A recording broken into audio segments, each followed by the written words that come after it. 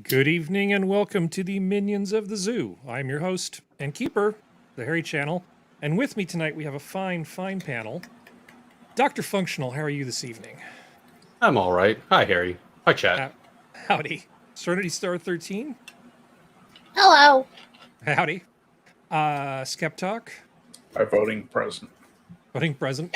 Beer. And Sora Luna. Hello, good evening. Are we going to lose you with power problems tonight, or is everything No, settled it down? stopped. Everything came back on. There was actually like a tornado cyclone at the airport. That's what I'm talking about. That's Nice. what I'm talking about. I'll try to find the video someone took because that was amazing. We had hail, the house shook from thunder, and then everything blinked out for like 10 minutes. See, that's how metal Sora is. She's here with us, even though the rapture is outside. Yeah, the rapture was like 15 minutes. It was a little bit sad. I was about to say, like, that's summertime. The worst, as a rapture goes, it's not a very good one because at the end of it, there's still a bunch of annoying people there. If it was the proper rapture, a lot of the really sanctimonious ones would have disappeared. So, pile of clothes. Okay, that's fine. Go in! Gosh, wasn't there there was a video game, I think it was one of those Left Behind kind of video games. And as I recall, you could choose to play as like the bad people or the more or less but not quite virtuous enough people left behind. Basically, you could be one of the bad people or one of the mostly good people. And they got really annoyed because people started playing as the bad people and crushing everybody. Like the really hardcore players would go in and just mess with people. So they had to rig the game to make sure that the bad people couldn't win. That sounds like every like Call of Duty Battlefield-esque game when they give them a chance to be bad people. That happens. Or Rust Serenity, because remember what happened with Rust? Like, I do. People just decided to be like raiders and assholes and just thieves. Well, who was that fucking funny though? Who was the guy that wrote what was it? Hell Lindsay? Was it the late great Planet The Earth? Left Behind? Yeah, I think it was a game based on the Hell Lindsay series. Tim LaHaye and Jerry B. Jenkins. That's Left Behind. Yeah. Left Behind, the Eternal Forces. But Sora's still there, and it wasn't actually Armageddon, so that's good. Let's just hope your power stays on so we don't lose you. Okay, let's see. A bunch of stuff happened today, weirdly. We actually had, let's make an adjustment here. Big in that. Let's switch that. There we go. It's like we knew what we were doing. So, on a Saturday, no less, a federal appeals court temporarily blocked the Biden administration's new vaccine rules that could apply to larger employers, certain healthcare workers, and federal contractors. In the brief order, a 3-judge panel of the Fifth Circuit Court of Appeals said that the petitioners in the case, Republican-led states and private businesses, give cause to believe that there are grave statutory and constitutional issues with the mandate. I think we all understand that. This part confuses me. The Fifth Circuit's decision to issue a stay today was pretty shocking, some idiot said, an expert on the multi-circuit lottery. Because the OSHA rule does not require vaccination until January, there was no emergency requiring the court to act on a Saturday.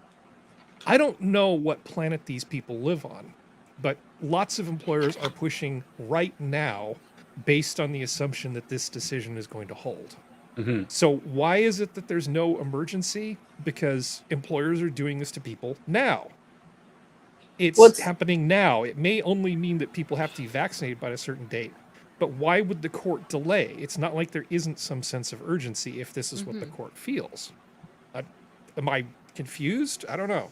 Well, there was an article I saw on Tumblr, but it was a legit source. I swear to God, I got to find it again, where it was listing all the people who had already filed lawsuits. And it's a whole bunch of, it's a good list of companies, independent employers, everything. I'm trying to find it again. And it seems like they're trying to prevent that wave of lawsuits. Well, I know one of them is Daily Wire. I know that. Because that's not surprising. Shapiro was very direct about from the very beginning that they were going to go to court on this. I'm trying to remember the rest of them. God dang it! Now I can't find it. Damn you, Tumblr. Yeah, but it well, was. Don't feel bad. I forgot Well, a complete it was article in our schedule tonight. So what do I know?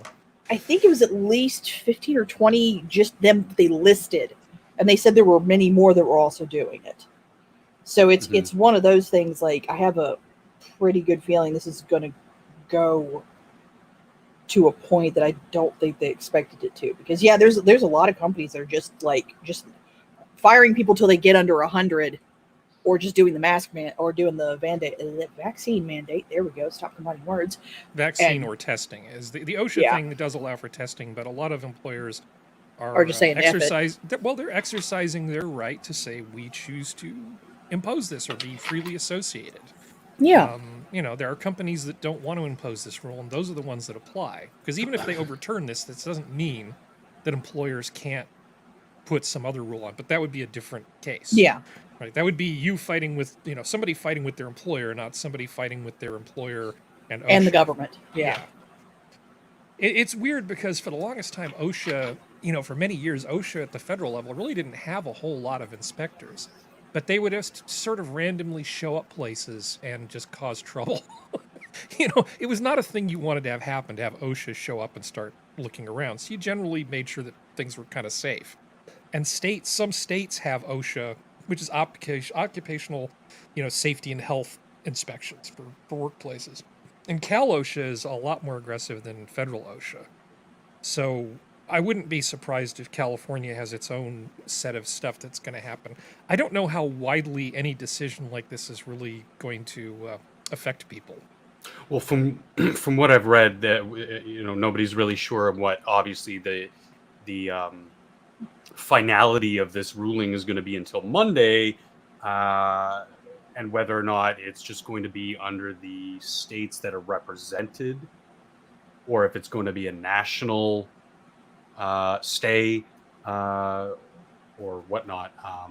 Another big sort of problem with this, related to this stay, is, like you said, companies are already acting on this now. Tyson Foods, which is a massive employer in the United States, has been not firing people who refuse to give proof of the jab, but if they refuse, then they don't fire them. They just reduce their hours to the point where they're not getting any hours or whatnot, and then it's considered in the eyes of unemployment that it was job abandonment, and then those people get screwed. They're trying to cancel them and coerce them in less than ethical ways to comply with this. And if this gets a wide bearing on Monday, when they actually release the decision, if they say no, federally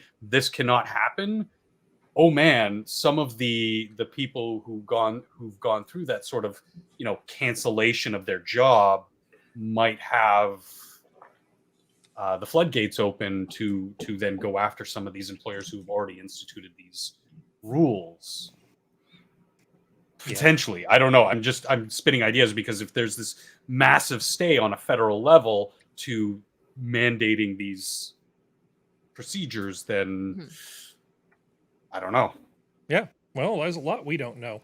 We don't know if this will go to the Supreme Court. We don't know if it's going to get modified. We will just have to wait and see. But I thought it was interesting enough to. Yeah, I thought it was interesting enough to add it in at the 11th hour right before the show. So there's that. But in terms of something that's actually interesting, I think the whole Rittenhouse thing is pretty darn fascinating. We've got 3 different pieces of this. One is weirdness seems to be going on with the jury selection part of it, right? That's one thing.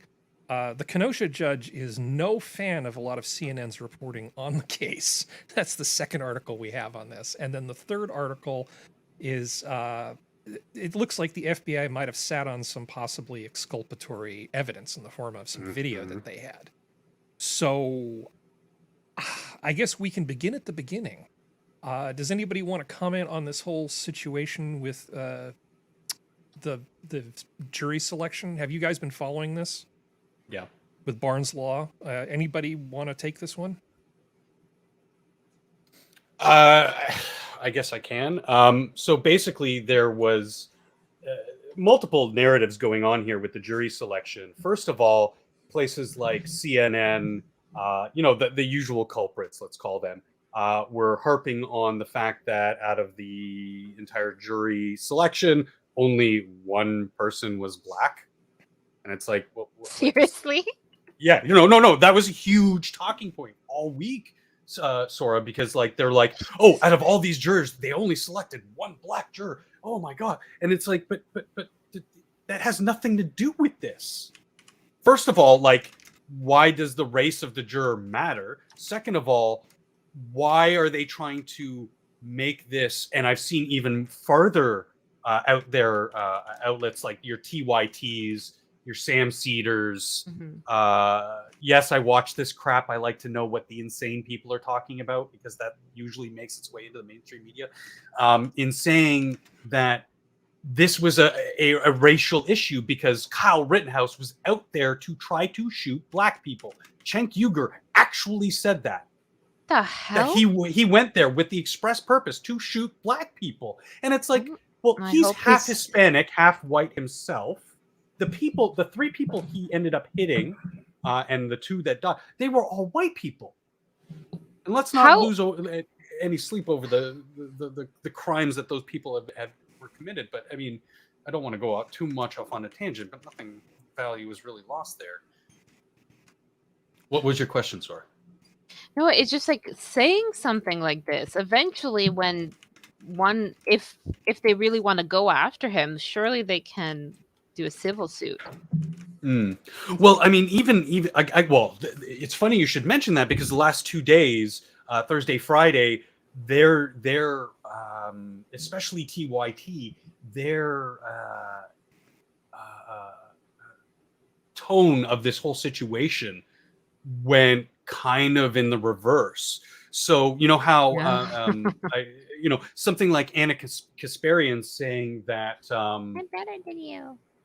She never saw the footage or whatever, and but then again in the last 2 days they kind of took a huge step back, and she said, "Oh well, I finally took a look at the footage, and he wasn't actively like running around chasing people, trying to shoot people. He was actually a little bit, trying to get away from the situation and like really covering their asses." And the theory running around is that, and this is pure theory, pure speculation, people, is that they got hit with some kind of maybe notice from either their own legal team or someone else's legal team going, hey, watch how you're talking about this because this is now an active court case that you are actively spreading misinformation. And, in saying, and then she does like this whole one, and Sam Cedars, one of his co-hosts, also said the same thing, was like, oh, well, we didn't see him getting attacked by the skateboard. And it's like, bitch, please, how long has this stuff been on the internet? These videos that we can see clear as day from multiple people who were there on the ground, and now with the FBI footage, not to jump too far ahead, that we can see exactly where these people were, how they moved leading up to the act, and then again what happened following the act, where Kyle basically just did a small jaunt down the street, hands up in the air off of his weapon, and flagged down the first police officers he saw. So we saw all of that unfolding on video in real time, multiple sources, and just now these sort of far out left-wing outlets, and even CNN and MSNBC to a certain extent, have kind of been putting the kibosh on talking about it in more speculative detail and making these assumptions. They've pulled on the reins quite heavily because they don't want another Nicholas Sandman sort of situation where they get sued and lose millions over what do you call it, libel? Oh, I want to be careful, but I think we're talking about libel. Libel laws vary so much from place to place. I'm libel, slander, those kinds of notions. Open my mouth about it without Prospero. Yeah, here, I don't want to be too.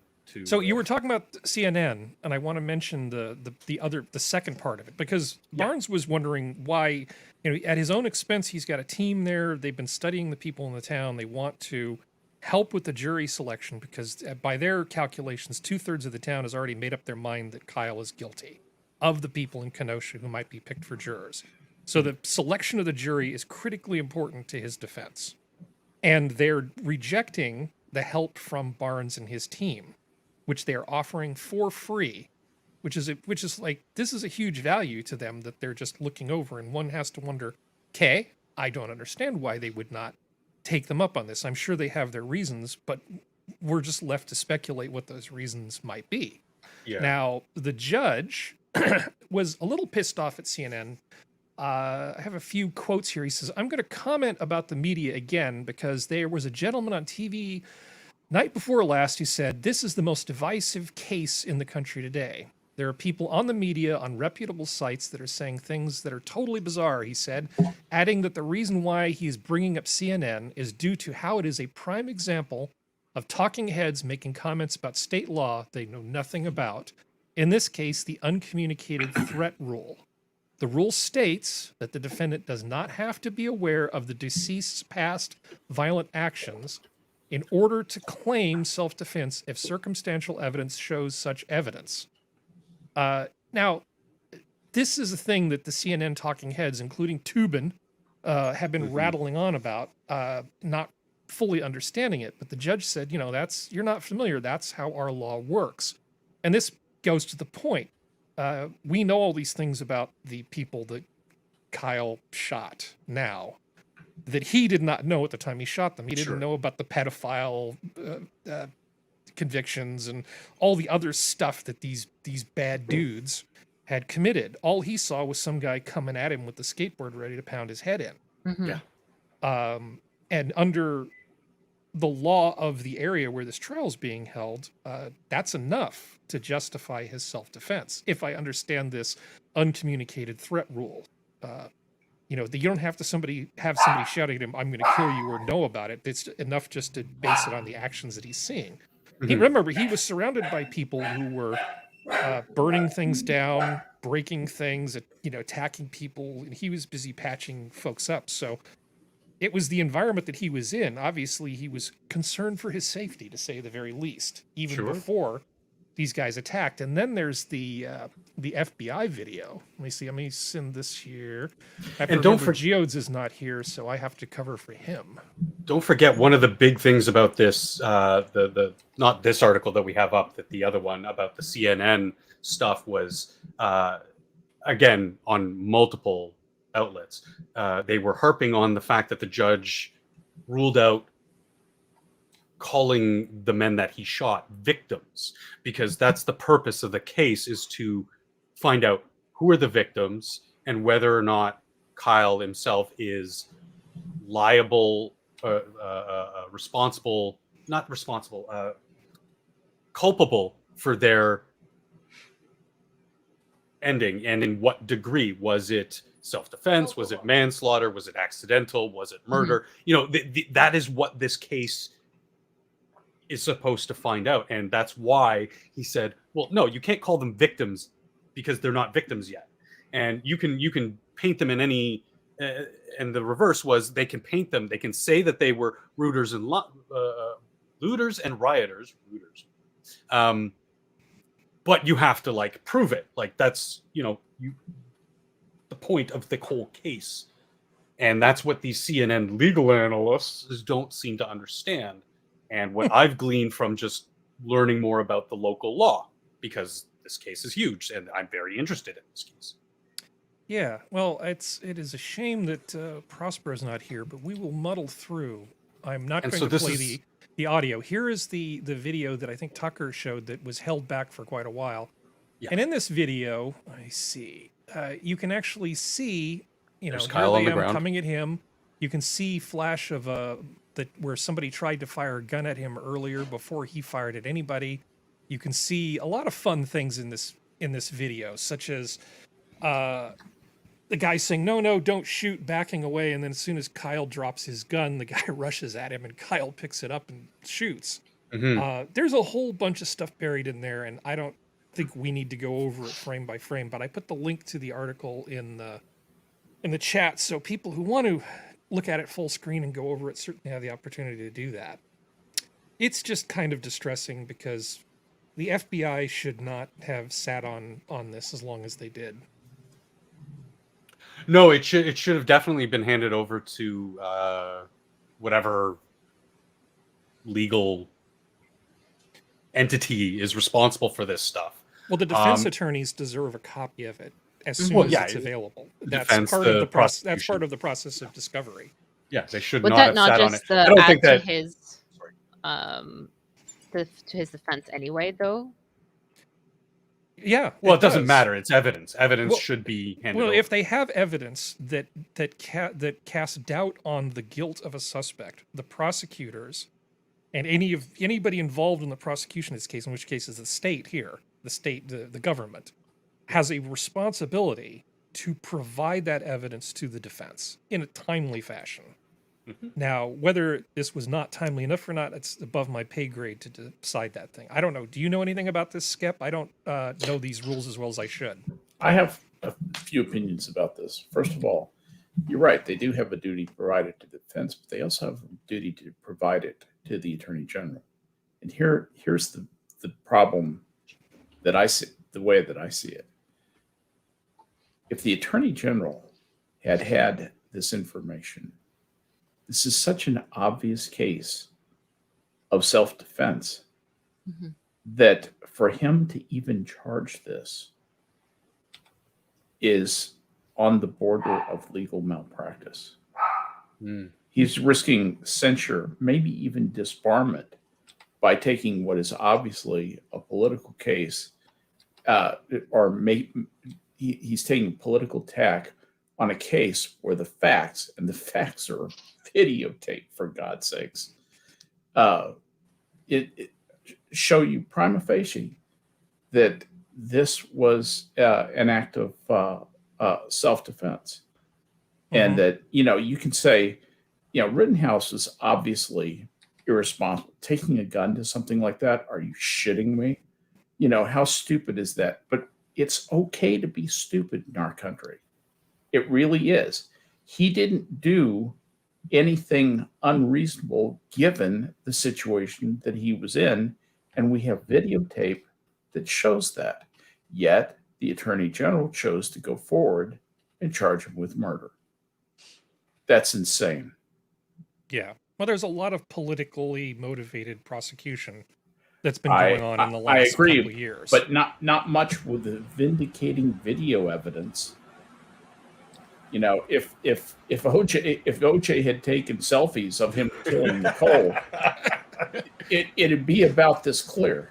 Yeah, it really would.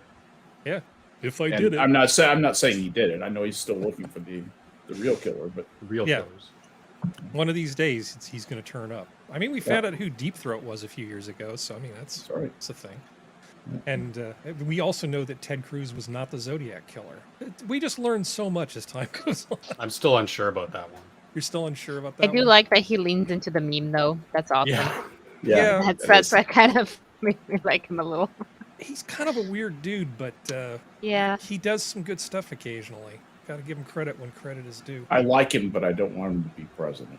Oh yeah. Yeah. I think want he's. him to I be think in the he's. Senate. I think he's better. Yeah, I think he's better in the Senate. But Depends okay. on what the other choice is. So depending on the state, if you withhold evidence willingly, it is considered an indirect contempt of court. The problem is, though, they're a federal agency. Oh, I know. What I'm saying is like doesn't if matter. it's No, the it whole. shouldn't matter. But, It doesn't I mean, matter. It doesn't No, matter. at Harry, all. it shouldn't matter. But sometimes these assholes get away with shit like that. That's true. Sorry, Serenity. Look at your vice president. I know. Let's give this back to Serenity. I blurted. Sorry. I apologize. Go ahead. Oh no, you're good. But it's for the most part, it looks like most states it's considered an indirect contempt of court. To me, the logic doesn't make a entire bit of sense, but we'll go with it. Wait. What is considered contempt of court? Withholding evidence. Withholding evidence. That is part of the case. That covers a lot of territory. It does. Well, that's the thing, and legally that's quite vague. and well, I mean, it's a legal website, so I think they're doing it to cover their own asses too. They're like, "Whoa, that's it." But Well, there are circumstances where to withhold. There, you can have a good enough reason for withholding evidence. I think Oh, you yeah. have to run it by the judge, though. Yeah, you do. If you're going to seal certain types of evidence, obviously there are cases where certain types of evidence may have to be withheld. But if you're arguing as a prosecutor that the defense is not entitled to timely access to exculpatory evidence or potentially exculpatory evidence, that seems like it would be a tough row to hoe. Well, I think also that they were hoping that this case would be like the George Floyd case, where they could just get it through as quickly as possible, use this person as a scapegoat, and then move on. And it didn't work out that way with I think Rittenhouse. Serenity's onto something. Yeah, That's what they wanted to do. They wanted to bulldoze this in. It didn't work because more people got behind. Because no one, as it's been pointed out several times, no one disagrees that, like, sitting on a guy's neck is not what you were supposed to do as a cop. Like, everybody was like, when that first happened, was upset about it. We're not going to go into George Floyd too much, but we'll stop. But it's one of those things like this. Anyone who was online who saw the video would go, either went, I can see, well, I'd have to see further context, but I can see it. Or they were like, the kid was literally defending himself. You can hear the convicted felon who has a gun, who was yelling the N-word earlier that night at people going, come at me, N-word, come at me, N-word. Mhm. Like, got his arm blown open, deserved it. And so did well, I'm not going to say the two who should have died. But allegedly. He was probably just an urban poetry enthusiast. Yeah, but I think the most egregious part of this evidence being withheld is it was withheld from what is supposed to be a law enforcement agency. They should know better. They should be held to a higher standard than, say, if it was just somebody's cell phone camera. You know, like, this is so egregious, especially with some of the stuff that the FBI has been doing and caught doing in the last, recent memory for their optics. It does not look good. Well, it doesn't look like the judge is going to throw the whole thing out because its evidence was held back. So, honestly, if they don't do a good enough job with the jury selection, it won't make any damn difference how strong the case is. Oh, I had a comment about that. Do you mind? Yeah, you get the last comment on that, and then we're going to move on. Take your time. Go ahead, Skep. Just about the jury selection. I think probably the reason that they wanted to dismiss Barnes as a jury selection person may have had to do with I think the defense is having a nightmarish situation internally. I think there's a lot of backbiting and backstabbing going on, and I think Barnes found himself somehow, and I don't know the specifics of this, but just from what I was reading about it, I believe that he found himself to be viewed as the scapegoat for some of that backbiting, and that's why he was dismissed. It doesn't have to do with anything like, fighting a future charge of, incompetence of counsel or anything like that. Any of the other stuff that's been postulated, I think it's just a cat fight behind the scenes. Right. That's all. All right. So we have so much show. So this is in a big block we're just calling Our Justice System at Work. This is interesting, beyond interesting. Arrest illustrates how the Steele dossier was a political dirty trick orchestrated by Hillary Clinton. Now, this is the New York Post. This is their take on it. It's a little bit hyperbolic, but let's deal with facts. But it's not too far off the mark. Let's deal with the facts at hand as they exist. So, Special Counsel John Durham's indictment of Igor Danchenko, the principal source for the bogus Steele dossier used by the FBI. What is going on? Are you okay? It's not me. Okay. Was that me? I think that was you. Yeah, that was you. Was that okay? Bubble. Oh my God! Is that my microphone again? I'm sorry. I didn't hear the noise. I didn't hear any noise. It was weird. All right. But it's okay. Moving on. I was actually just worried about your well-being. No. Let's Pacemaker see. still going. Okay, the principal source for the bogus Steele dossier used by the FBI is the basis for the Trump-Russia investigation. Remember, this is the thing that they presented to the FISA court in order to wiretap an attorney associated with Trump and get indirectly information about that campaign back in 2016. So this is really interesting to me because they're finally doing something about this thing. It's like, I'm again wondering why it took them so darn long to dig into the people and look at the possible criminal behavior associated with getting that FISA warrant. Well, this is the third arrest, I believe. Yeah, well, there are a lot. I mean, basically, this article, which let's see, I better link it in the chat. We miss you, Geodes. This article actually lists a lot of the associations between the Clintons and various people surrounding this scandal. Yes. Now, there's nothing here that has like a check being written by Hillary Clinton and then, the one with the sad puppy eyes, the personal check, written to anybody. I don't know if anybody can draw a direct line in terms of quid pro quo here, but it certainly looks terrible. You go back to who could have possibly found this, who could have possibly bankrolled this thing, and it looks a lot like the Clintons' law firm had something to do with it, the whole Fusion GPS thing. I just find it to be really disgusting. Thoughts? Tens of millions of dollars pissed away.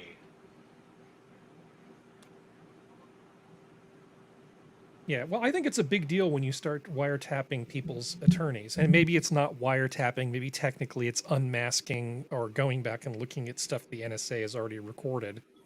But still... Which is a huge problem in the first place. Is a huge problem in the first place. But Watergate, for those who don't remember, was them breaking into a DNC office and trying to plant listening devices. Ooh. I mean, on the scale of potential abuse, actually bugging one of Trump's attorneys seems like it might be a bigger deal. And the fact that it looks like illegal things were done to get that FISA warrant to allow this to happen is a big deal. They lied like rugs to get that FISA warrant. That FISA warrant was bogus.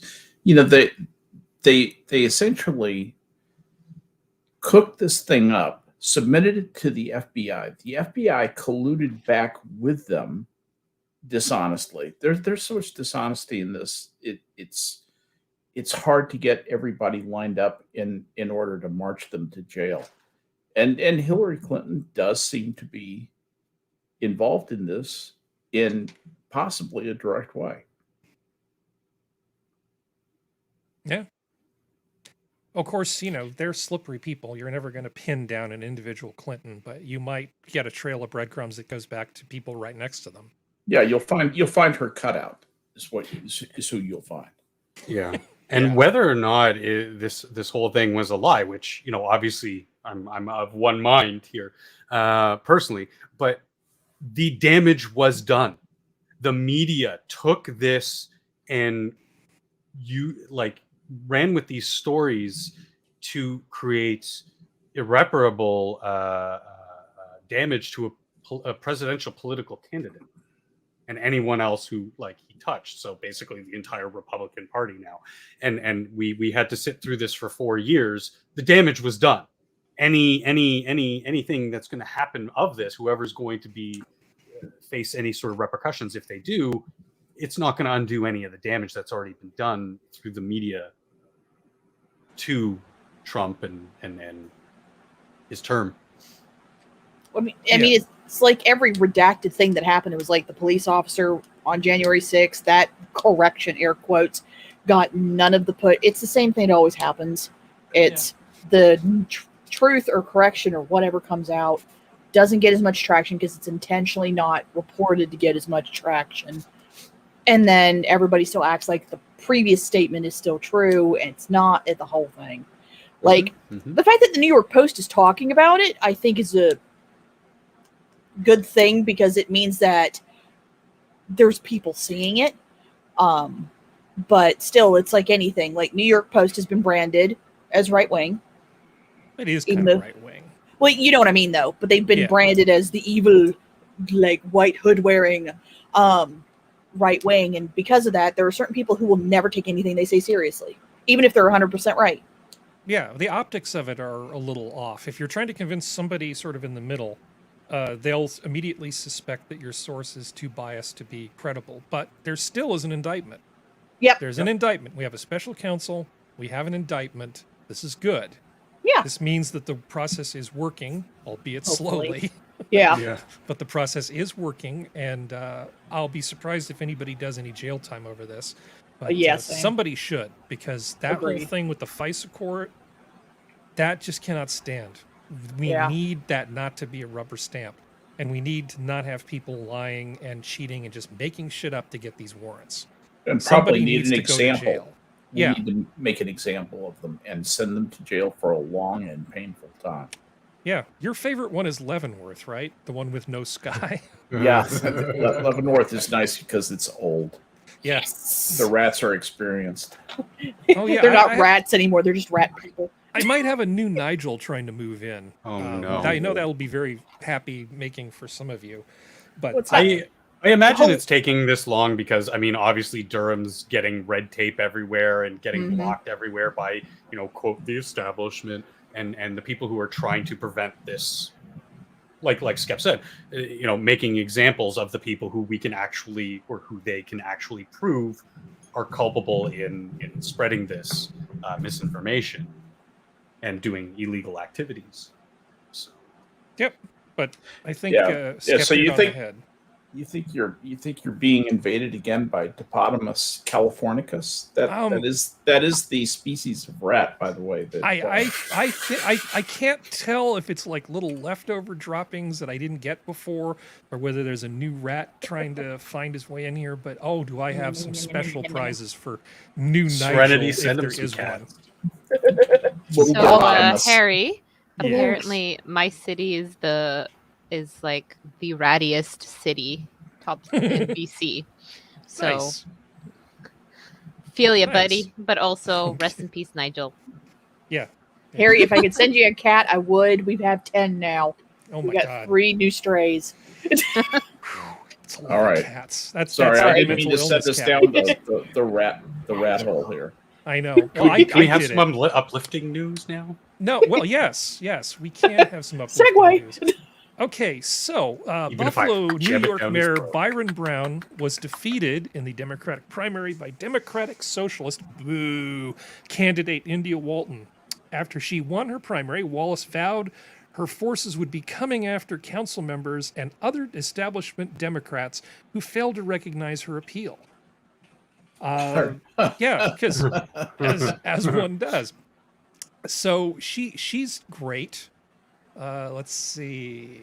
She's batshit crazy. So I went to look at her platform here, and so Yeah. we can see that she starts talking about public safety, and this is just thinly veiled defund the police BS that she's doing Yep. here. Mm-hmm. And then her building healthy communities thing is a thinly veiled. We're going to raise your taxes, and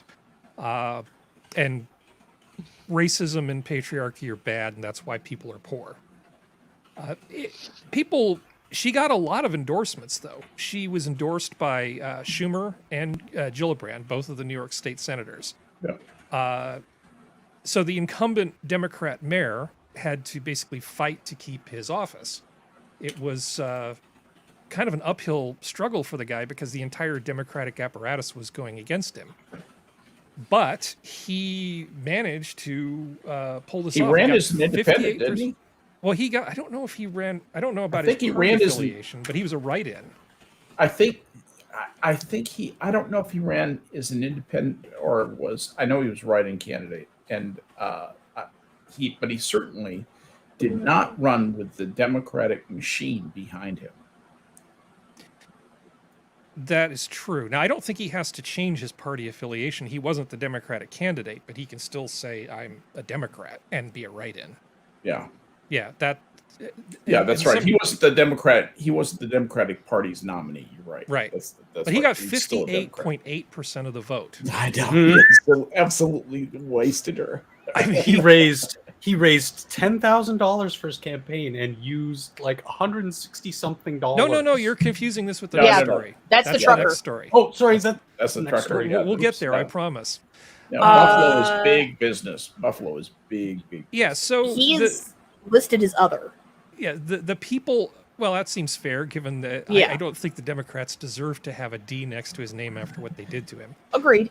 So I looked at a number of her little campaign ads, and they're actually very slick and well produced. You know, she was basically talking about Like all good corruption. propaganda. I'm going to fight corruption, is what she was trying to say. Oh, But yeah. it was really just thinly veiled defund the police and structural racism nonsense. And the voters said, Raise nope, taxes. nope, nope, and nope. So goodbye Right to her. too. They hated her so much.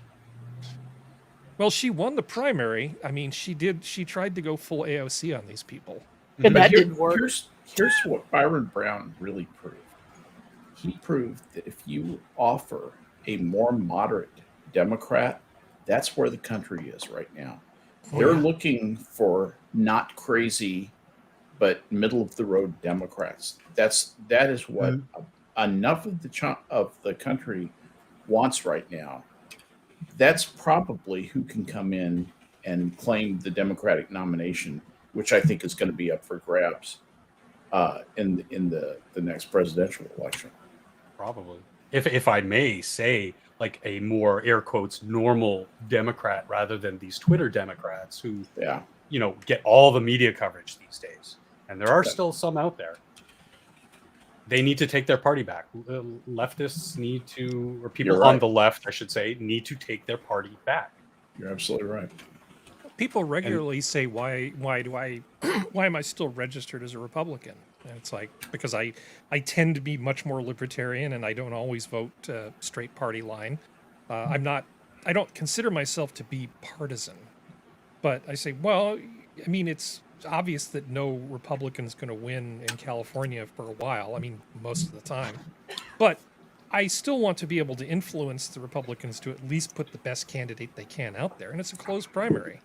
And I can, as a Republican, I can influence who the Republican candidate is. That's the only thing I can do. As an independent, I can't do that. As a Democrat, I can't do that. The Democrats are going to do what the Democrats are going to do. You know, so it's what little influence I have is served by not changing parties. Well, that's the reason why I like being a registered independent in my state. I can vote in either primary. Now, if I was an independent in California, I can vote as an independent, and I can vote as a libertarian, and I can vote as a Democrat. But the Republicans do not accept votes in primaries from other parties. Yeah, California's got a weird hybrid system where not all parties allow independents or undeclared people to actually vote. There's too few people in my state. They have to. They have no but choice. Any party that thinks I'm just going to blindly give them my vote is nuts. But I can do the most good the way I am. Anyway, I'm tangenting myself again here. So we all want to talk about this because this is cool. This next thing is cool. I was getting I was confusing this with this one. No. Well, this is good. This is just the appetizer until we get to the real one, which is this. Is this trucker thing? Genius. Okay. There was talk of them finding 12,000 more votes. Oh, really? Let me look it up. Let me. Office? He basically, like the incumbent or whoever the hell he was like, well, we found 12,000 more votes. Hold on one second. Let me double check. Yeah, well, that would change things, wouldn't it? Yeah, how it always does. That's 2 days ago. All right, guys, give me a more up-to-date article. Gosh dang it, internet. But these two stories combined make me hopeful for the system that people will recognize, what we're sick and tired of, the more establishment candidates, and we will give new people a chance to claim back their region of the party, so to speak. Okay, the most recent article, which was 2 days ago, has him fully declared the winner. Good. The trucker. So I just wanted to be sure. I was like, no. We pride ourselves on I love that here at Minions of the Zoo. that response from Crenshaw.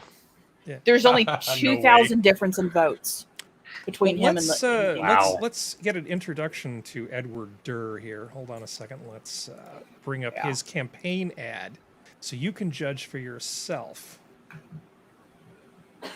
I love it. Oh, can you hear his audio? No, we can't. But I've You gotta seen it share before. share the Okay, audio. hold on.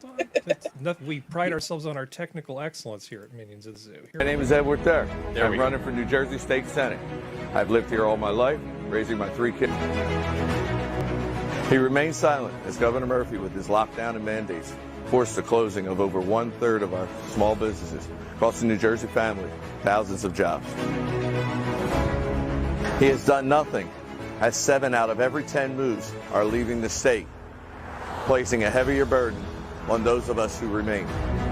The Senate President has 20 years in Trenton.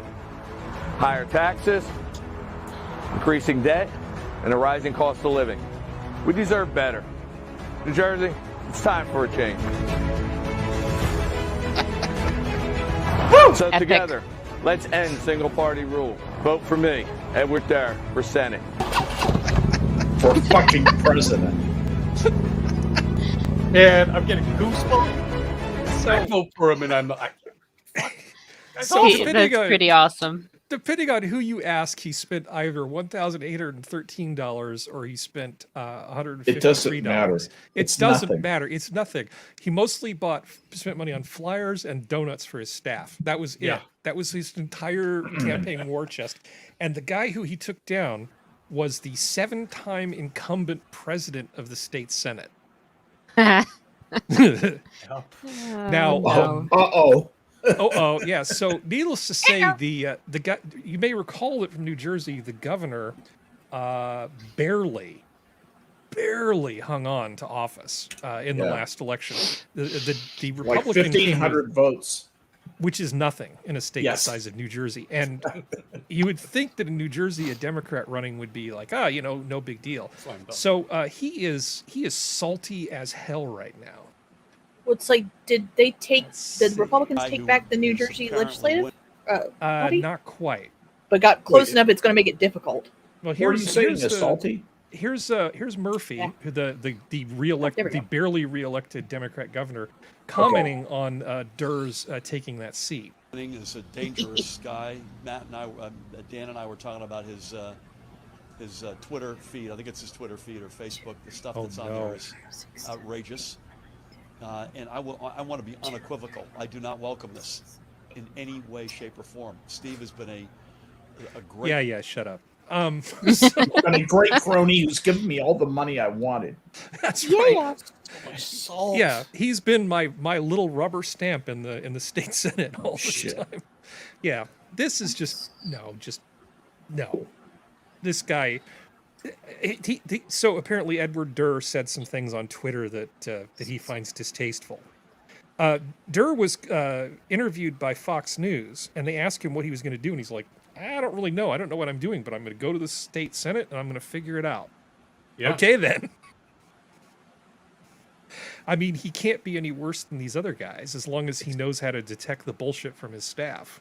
Yeah, really. He's got a disarming honesty to him. Yeah. And Oh. that might be time for a little bit of honesty in New Jersey. They might like the change. 6, 7, 8. Well, a guy like Yeah, I hope- that, sometimes, if he's not willing to sort of play ball, I wouldn't expect him to get a lot of legislation passed.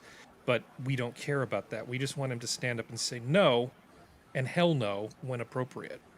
Hmm. And that's a good job for a guy like that. So, interestingly, with the state senate for New Jersey, of the 15 seats that Republicans took in the state senate, they were all Dem controlled before. Wow. All 15 of them. Now, mind you, they're still not. It's still not overwhelmingly red because Right. they have 40 seats and 15 of them are Republican, and they're all new Republicans. It wasn't a wave. It was like a little. It's terrifying for New Jersy, though. It was Because- an incursion, is what it was. Yeah. Yeah. Good Yeah. word. And there's two undecided two undecided seats right now. Looks like Republican's going to win one of them and a Democrat's going to win the other one. Well, you've noticed a new sense of urgency in the U.S. Congress because they've realized that they're not going to get forever to dick around with their giant spending bills. Well, I mean, especially considering the fact that they were okay with my state senator getting accosted outside. And none Oh, of but that's them- how democracy works. But of Yeah. course, we'd have to get our fainting couch out if it was somebody who was not a white, an old white cisgendered Democrat from West Virginia. Well, considering one of them was screaming, "Let me live." Yeah, sorry, I'm being salty. Ignore me. No. Well, they were protesting Manchin and screaming the "Let us live" thing, and they had a whole list of things that they wanted done that were all part of this supposed infrastructure bill and the follow-on bill. There's not a whole lot of infrastructure in there. I heard Yeah, one- there's not. 9%. Yeah, well, it's Mace bullshit. was Representative Mace was busy talking about this, and it's less than 10% that goes into actual transportation. I mean, yeah.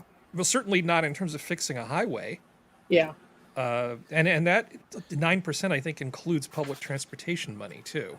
Yes. Yeah. In It's terms of nothing. actually fixing a freaking pothole, it's like sub 5% as I understand it. Well, Yep. the other thing is that it's just such huge pots of money just being handed over to agencies and going into their general fund. You hand money over to the Department of Energy and it vanishes. Yeah. It goes nowhere and nothing is produced. They don't get Certainly anything not done energy. with that extra funding. No, a Well, bunch the of Department papers, of Energy a bunch does of term do- papers. Nobody reads. I use no. the Health and Human Services is another one. Or Well, yeah, or but the DOE A- does do some useful Well, yeah. stuff, but your return on investment is pretty low on a lot of these agencies. Any There's return no on doubt investment. about Department of Education, for example, Well, which I'm going to talk about here in a few minutes. that. Yeah. It's an amazing waster. segue. Well, let's That's see. segue moment. We have, let's see, we can just move on past this. I just love the fact that these two Oh, it's campaigns, we had a write-in campaign, and then we had this come out of nowhere Republican truck driver guy. America. This is, Yeah. this gives me just a teeniest bit of hope, because it's really Yep. easy to get cynical and just give up. Give up. Well, that and the Yeah. Virginia stuff, yeah. Yeah, the Virginia thing was fantastic. But we've already talked about that, I think, I on know, I'm Tuesday sorry. night, so that's why I didn't include Yeah. that tonight. But it was awesome. Let's see. Why did I arrange this in this fashion? Oh, well, let's just go stay the course. See, where is the education thing? It's okay. Oh, it's down get there. We'll get there. Do you want to go ahead and just do the school lunch thing now, Skep? Yeah, be happy to run through it. It's not too terribly long. So, Do you want me to share anything screen-wise, or do you? No, do you because have anything you want to most present? of what I have is tables and tables and tables of statistics that would blind you if you had to look at the script that I've been looking at. Okay. So what I'm going to do is I'm going to share with you a digest of some of this and weave it into a narrative, if that's okay. Perfectly fine. Just let me know if you need anything. All right, appreciate it. The school lunch program in the United States it's kind of a magnificent, amazing Rube Goldberg contraption. When you start pulling the parts of it apart, you're amazed that it works at all. You're amazed that it works as well as it does, and it actually works pretty well. The things that have to go into most school districts in the United States produce a menu, okay, and that menu is what drives that's far in advance of purchasing the food that will be prepared for the students in what amount to rations, okay, and they compute the amount of food that they need, that they have tables showing what the expected consumption for any number of students, and guidelines are issued. Food is procured at the school level to conform to the menu for the whole year that's usually produced by the school district. So the school district produces this menu for the whole year. The schools buy the food, prepare the food. Sometimes it's groups of schools, but generally it's individual schools. Mm-hmm. And so everything really was going pretty well. And this is a big freaking operation. in the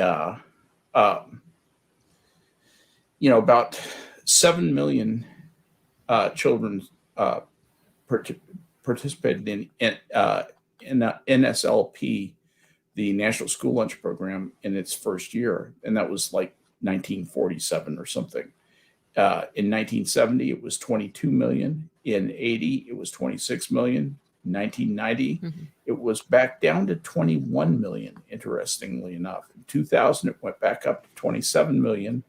2010, it was 31 million. In 2016, it actually went down a little bit, but it's still 30 million children participate in this program.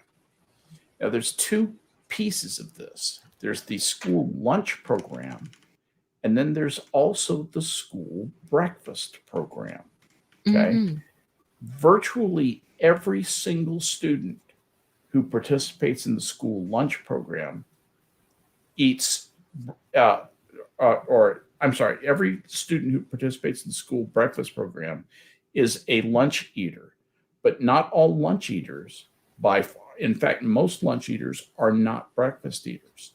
So that when they introduced the school breakfast program, they had to essentially duplicate the workings that they had developed for the school lunch program and adapt it to breakfast. And there were specific needs that they had to address to do that.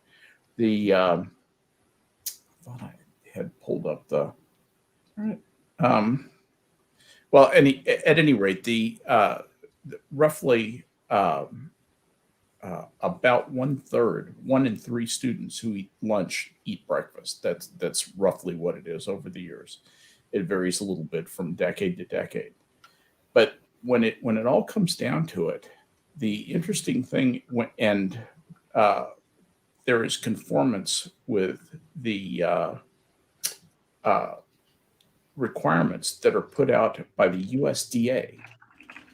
For example, they have to have standardized recipes to help with portion control and consistency, and they generate recipe costing reports. This is done at the district level. Interestingly enough, it's an amazing duplication of effort, in my opinion, but it's kind of interesting. But they also have to comply with the meal pattern standards. They call them the meal pattern standards, and the meal pattern standards have to, they have to have variation in diet over the course of the week and over the course of the month.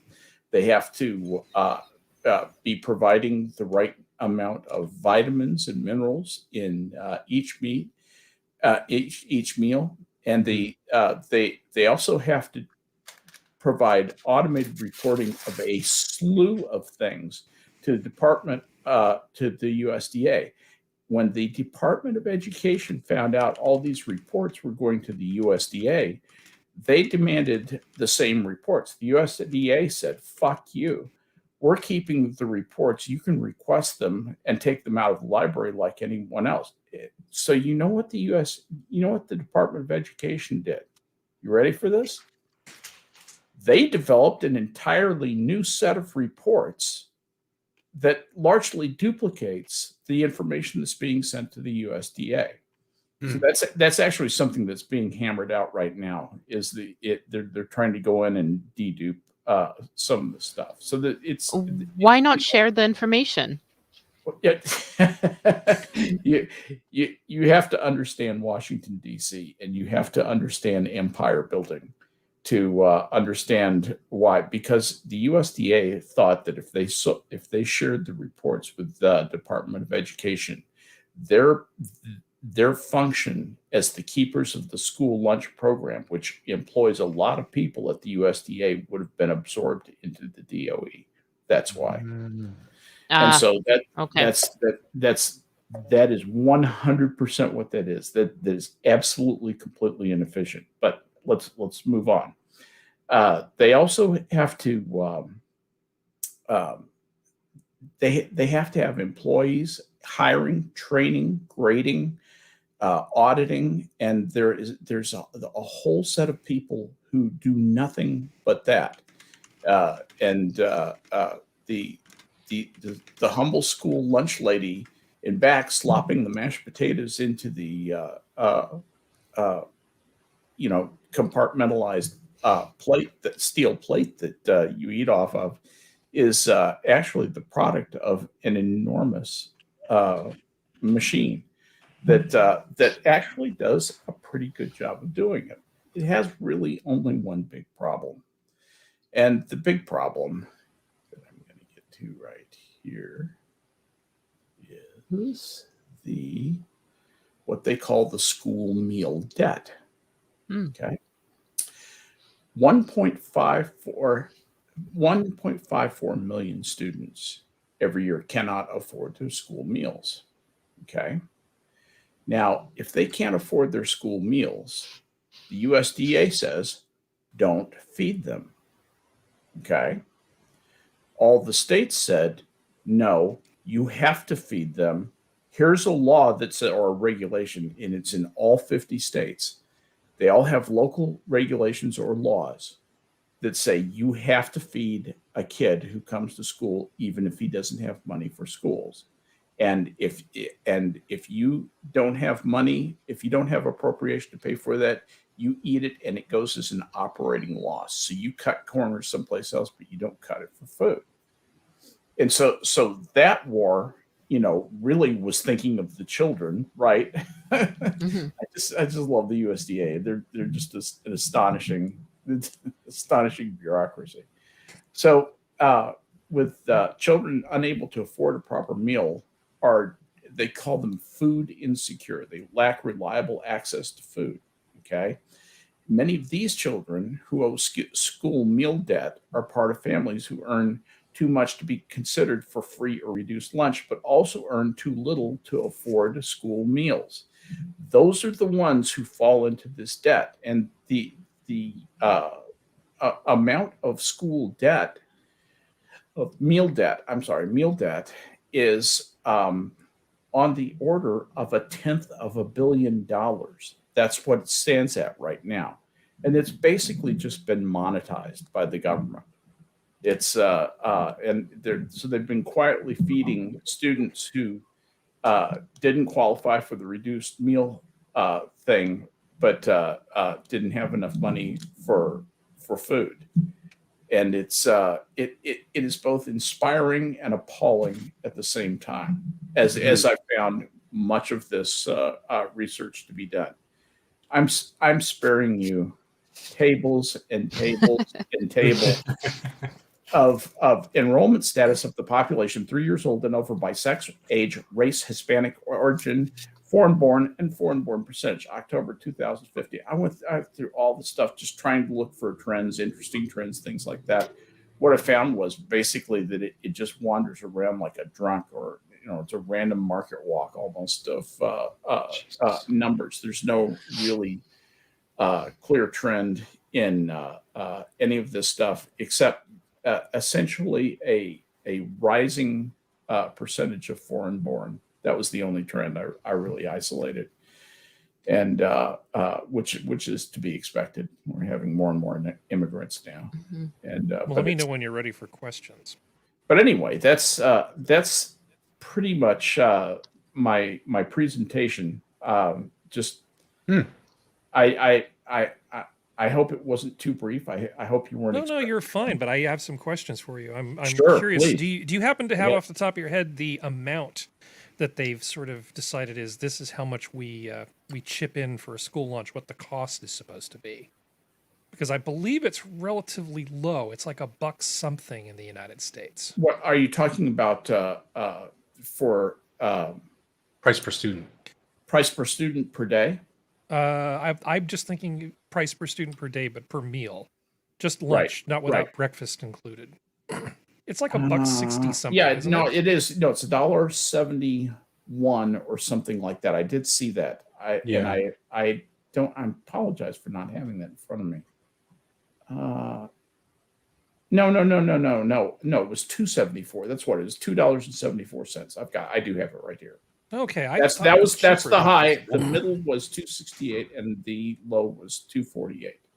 Okay, yeah, because I read some analysis put out by them, and they're very good at explaining why they do a great job. I know, what a surprise for government. They can blow smoke up their own ass. Well, if you look at the economics of something like this, if you were a single mom or a pair or a traditional family with 1 or 2 kids, the cost of a school lunch it's a pretty good value, right? You know, if you're sending a couple kids off, but if you're Jenna and you've got like 1,000 children, and you can definitely save. You can definitely produce lunches on a scale like, you know, when you've got a bunch of kids for less than the school lunch, and probably with more variety and better quality and all the other sort of stuff. Absolutely, you can. So this is institutional food preparation. Yeah, so as long as it's voluntary, there's a lot of hidden cost in that 270. Oh, there's a ton. As long as it's voluntary, I don't necessarily have an issue with it. The issue of making people reinforcing the idea that they're dependent on the state at such an early level, these kids that are food insecure, that's a separate consideration. Remember that $100 million debt that I was talking about? That's on the taxpayer's back. Right. That's that number for those people. But setting that the morality of it aside, right? You know, what I was able to now, as functional, if I start talking about stuff that you don't want me to talk about, just yell at me. Okay. Sure. It's the verbal equivalent of kicking me under the table. So I know that a lot of the smaller school districts don't have kitchens anymore. And so they buy frozen stuff from companies like Pizza Hut. Call it pre-made. And Tyson Foods and these things, and they buy like frozen stuff that they can just sort of reheat. That's like a unit exactly of what food. They do.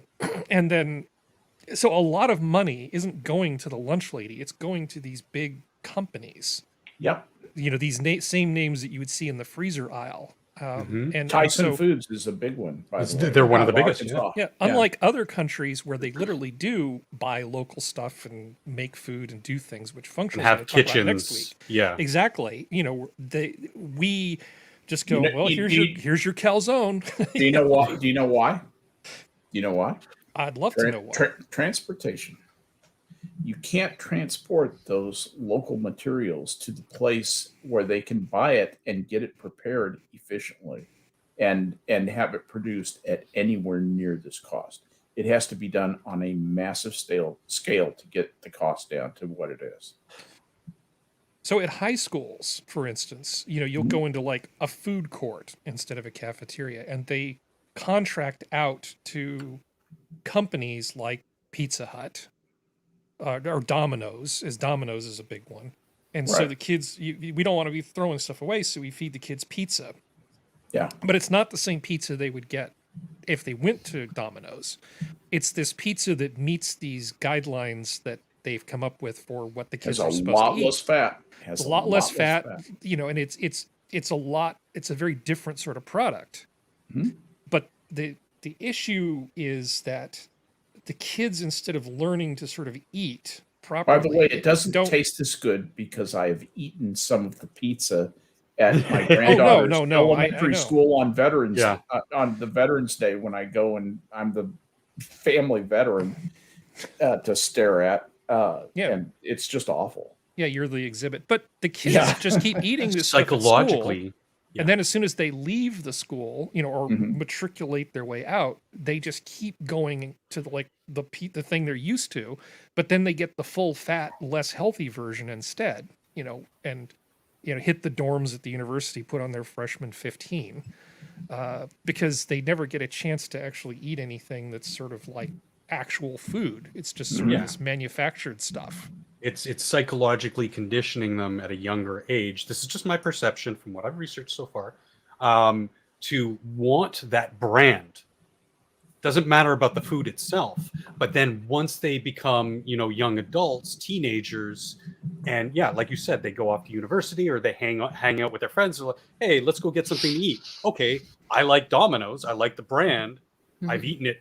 I know it's there. I know it's safe. Blah blah blah. They walk in. That first bite where they get that huge endorphin rush because of all the fat and sugar and all that additives that are salt is a huge one.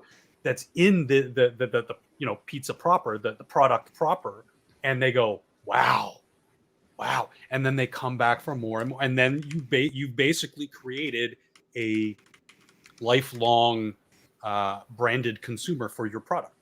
Yep. It's insidious. It's genius because until your intestines stop working. Well, yeah. Well, you turn 40 and you develop colon cancer.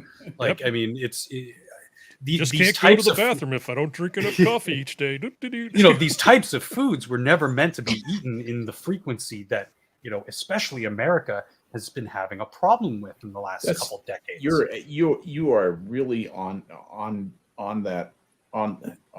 You hit that right on the nose, functional. Yeah. Well, I'm going to go into it a little bit more next week. Yeah, next week is going to be great. Next week is going to be great. I appreciate you doing this. Too much and too fat, but anyway. So Geodes did the history of it, which was great, and then Skep brought us up to date with the current thing. The culture that we have right now, and Functional gets the fun part where we play What If and talk about how this compares, because the amount of money we're spending a hell of a lot of money. Mm-hmm. And it would be nice if we could maybe get more out of it than what we're getting. And the return isn't returning to the people; it's returning to the institutions that are set up to make money off of this. Yeah.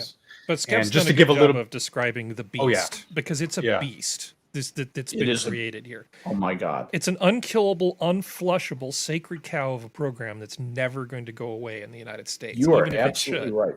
You are absolutely right.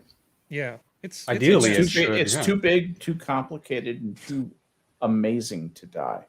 Too big to die, too big to fail. But just to give a preview of what next week I'm going to be touching on, I'm going to go into what some of other countries are going to do. Obviously, there's going to be disparities and whatever. But, just seeing what other people are doing in the world. Like, Canada up here, like Harry said in chat, is a bit of an anomaly. We are one of the only first world Western nations that doesn't have these types of programs. They're more local NGO programs. So they service specific low income areas.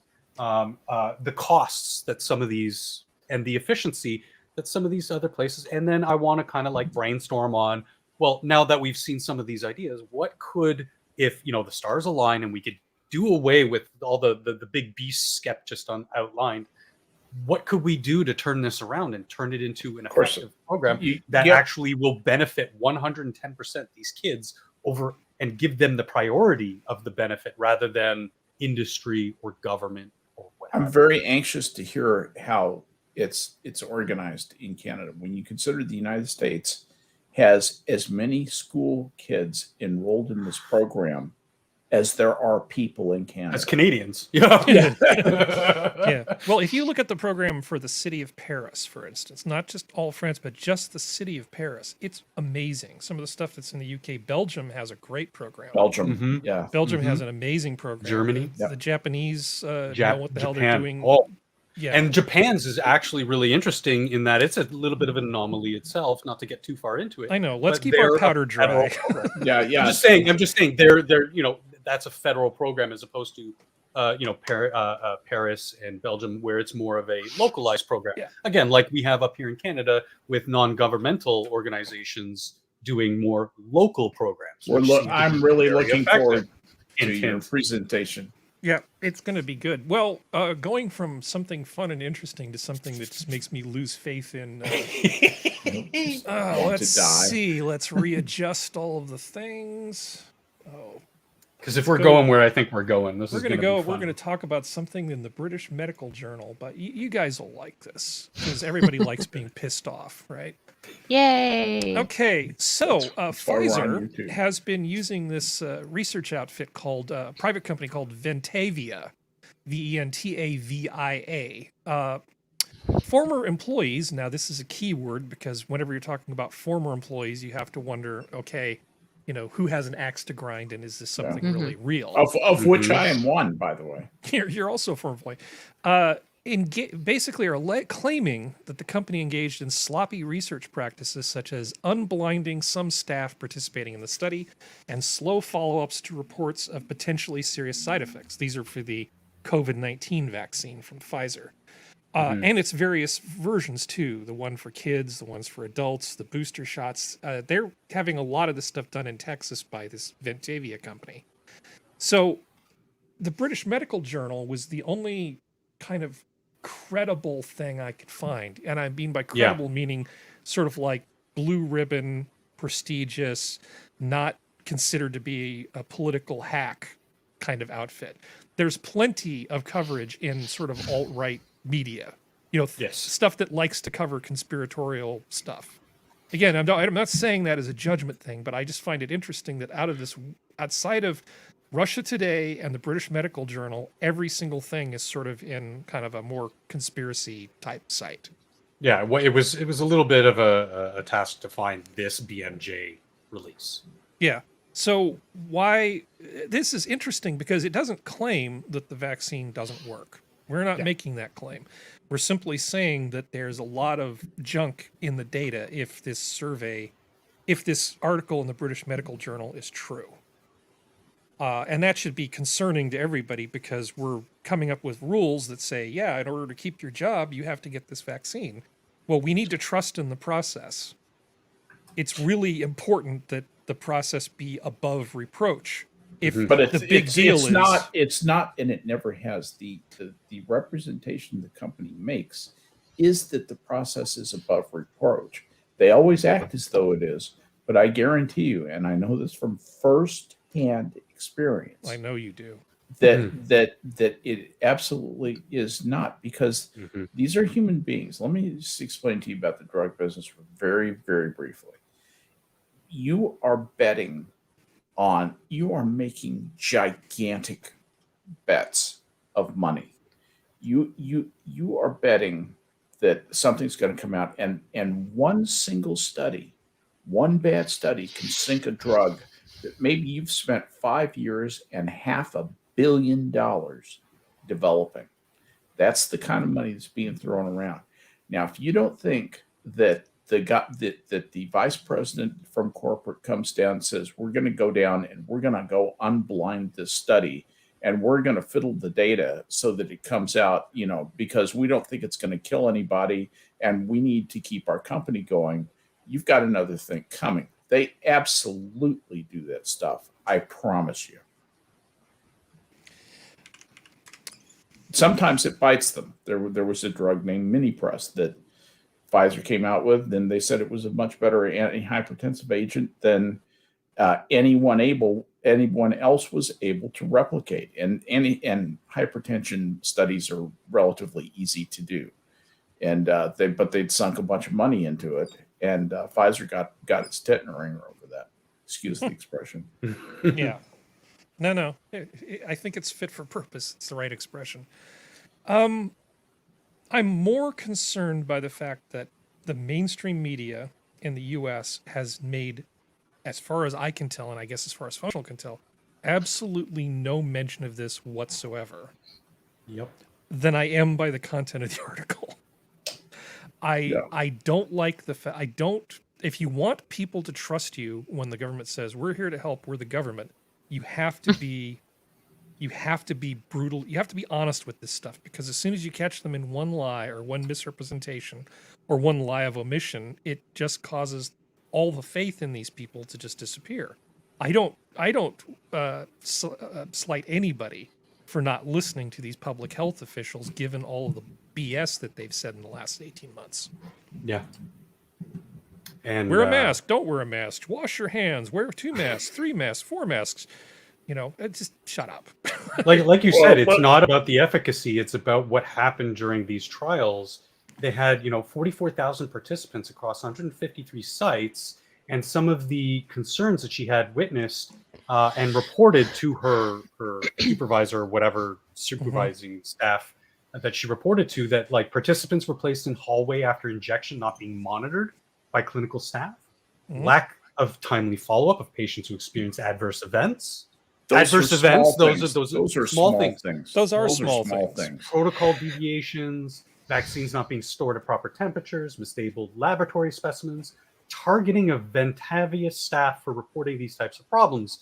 I mean, yes, these are all individually very small things, But again, it's taking the veil away from something that's Well, been so I enshrined guarantee in some you, sort of they're doing holy... things like they're unblinding studies functional. They're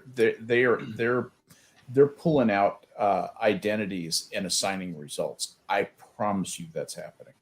I don't Yeah. disagree with you. I guarantee mean, it. I tend to trust you on things that you have and this experience in. there are 2 floors of lawyers at 235 East 42nd Street. I still remember I the bet. address of the home office of that big building in Manhattan.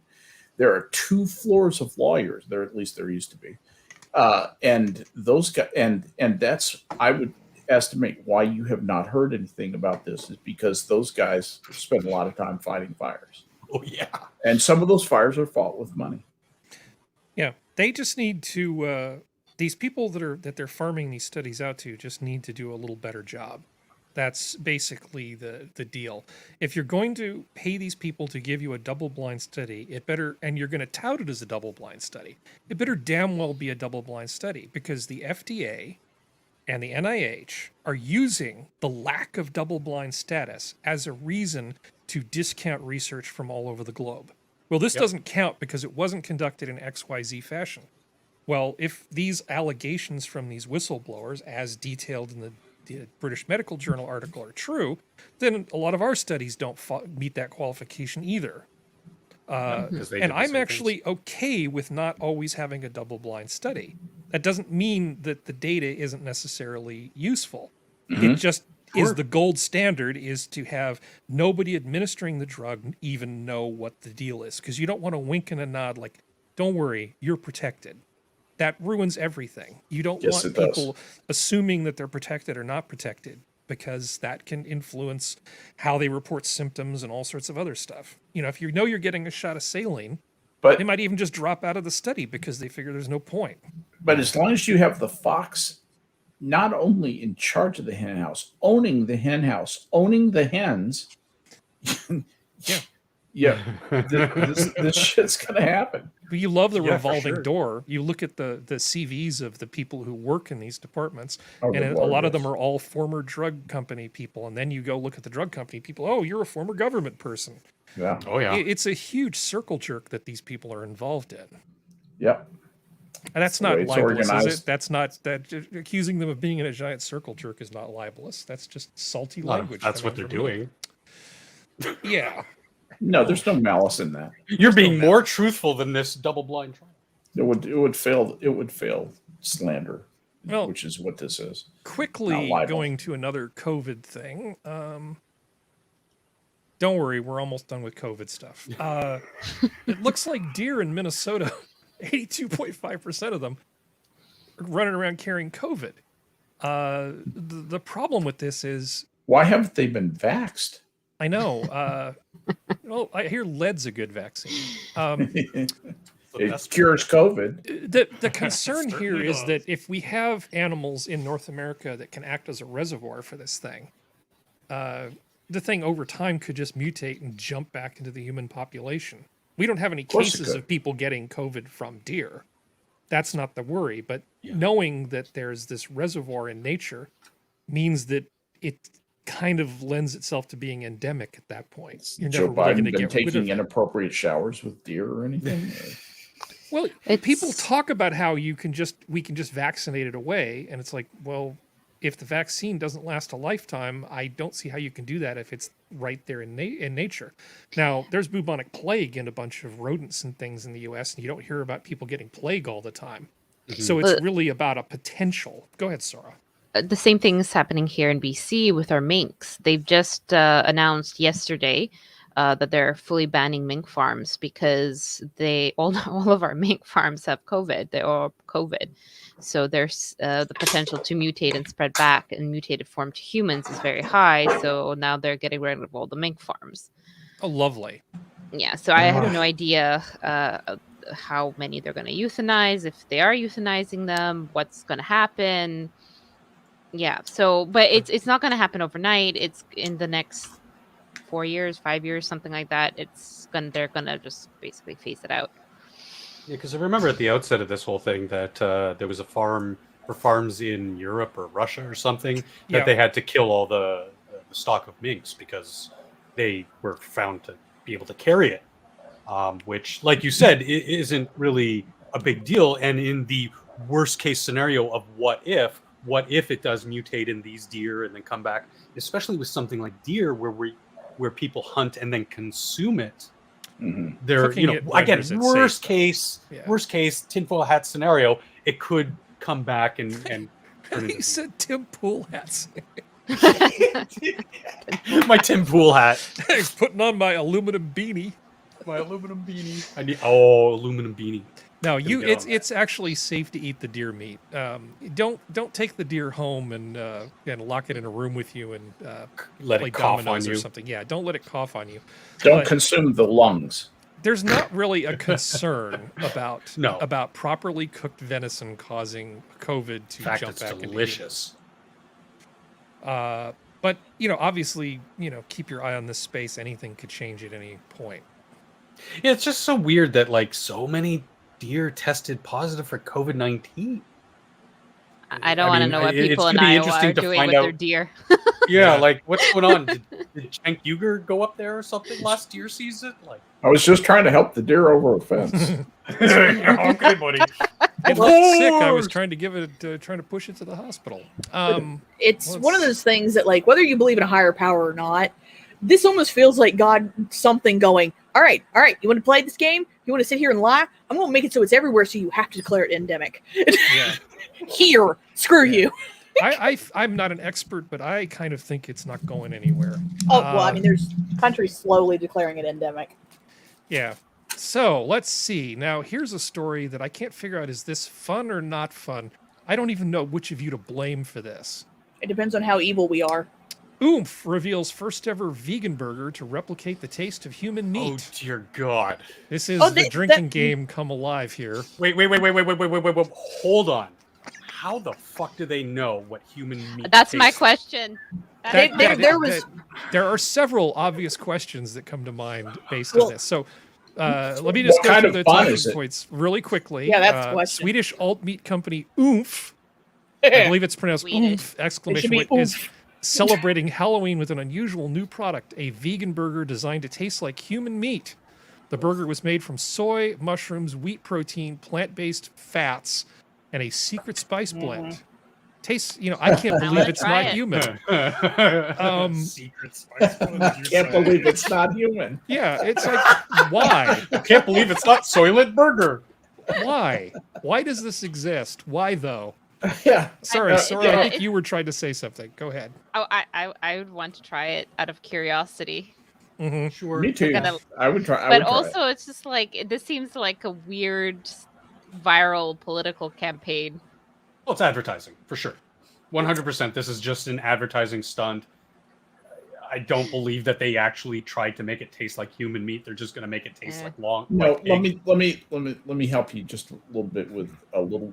I promise this isn't going to be a biochemistry lecture. Well, I was going to ask you if you weren't volunteering. Go ahead, Skep. All right, the way that this is going to work, the way that those guys sat down and said, okay, when you look at human flesh, of what types of proteins and therefore mix of amino acids is the meat comprised. Then what kind of lipids? There are all kinds of fats. There are all sorts of fats, and many human fats are very specific to us and the other primates. And so those fats have to be isolated and duplicated. What can we get from, what estrol from a plant that we can get that will be, close to this lipid we find in humans. So there was a lot of that kind of stuff. Then they said, all right, now we have to bind this thing and give it a texture, a meat-like texture. This is literally the food science behind this. I promise you, it's very much like this. Yeah. And then and they put that together. They put a process together for manufacturing them, and voila, you see the work of art before you. Yeah. Yeah. But as I understand it, pigs and humans are pretty darn close already. Very, very close. It's just people are called long pig. In fact, right. It's like for three a reason, amino acids that are just slightly different, which is why you can put pig valves in a human heart. Right, and the fats are also very similar. Yeah. to pigs. Now there If are I- some subtle differences which we don't not need to get into right now. There's I'm trying to remember which thing it is. There's something about cows that's slightly different than humans, and actually they're thinking it might contribute to autoimmune disorders in some people when we digest beef. But pork is very, very close to human. Yep. Mhm. So if you want to know what humans taste like, just Eat a have pork some chop. bacon. I Yeah. mean, that's as far as I need to go. Yep. Sorry, you were going to say something functional. Yeah, just I wanted to read a paragraph from the article in there about the company Oomph, to relate to what I just said. When Oomph first launched plant-based pulled pork in its home country of Sweden, it was an immediate hit. Obviously, they've got the science right, Skep. Like, make it tasty, and people will eat it. They won't care if it's fake meat. The company rapidly began to expand across Europe, including into the Netherlands, UK, Germany, etc. In 2020, sales in the UK surged by 400%. Mm-hmm. And earlier this year, they expanded outside of Europe for the first time when it launched in Australia. So they have an entire array of things from, pulled pork, meatballs, spare ribs, sausages, blah, blah, blah, blah, blah. And when they first launched their pulled pork stuff and they got this huge surge in the UK, it was, I don't have the related article, but I read it after I saw this article when it was in our system, that it was because of another creative campaign. It wasn't human meat, tasting meat or whatever. It was another really good advertising campaign. As somebody who was an advertiser for a while, really appreciated. It was, edgy like this, off the wall, kind of fun, kind of hip. And it really lended itself to the product because that's been one of the biggest hurdles for people making this, fake meat. Is the optics, the presentation of it, and they needed to get creative with their advertising. I thought it was just genius. I'll try to find it for next week. They're getting people's attention. That's yeah, for sure. I'm sure these are big in Germany. Because I would never, ever in my life, on a personal level. What the fuck is wrong with German let's people? not go there. You taste like ash. Oh, you're here for dinner. Oh. Like, I would never, ever in my life give up meat per se, but if there were alternatives like this that were just really good products, I would eat them. Why not? Well, they're talking about Good products, lab-grown good meat. product. There are people that There's- are actively trying to make meat in labs, which would not be vegetable protein. It would be Actual meat. actual protein, but just synthesized in a lab. Go ahead, Sorry, I didn't mean to cut you off there. No, that's okay. Regarding alternatives, not to replace, but to say diversify your food. I think it's in. I know I've had it in the UK. You can't really find it in Canada, but I think you guys have it in the States. It's called corn, I think, with a Q something or other. It's mycoprotein, so it's mushroom based. Q-U-O-R-N-E. Yeah. Q-U-O-R-N. Yeah, I've seen it. Yeah, so it's not soy. It's not other pulse based protein, but it's out of mushroom based, and it's delicious. And while it definitely it's not made to taste like meat or anything like that, it is a substitute in that it gives you your protein, and then you can cook it. You can add your spices and whatever to it as you'd like. And it's like the idea is, you cut down on meat consumption. Oh, it's meatless mycoprotein. mycoprotein. Yeah, it's delicious. I really like it.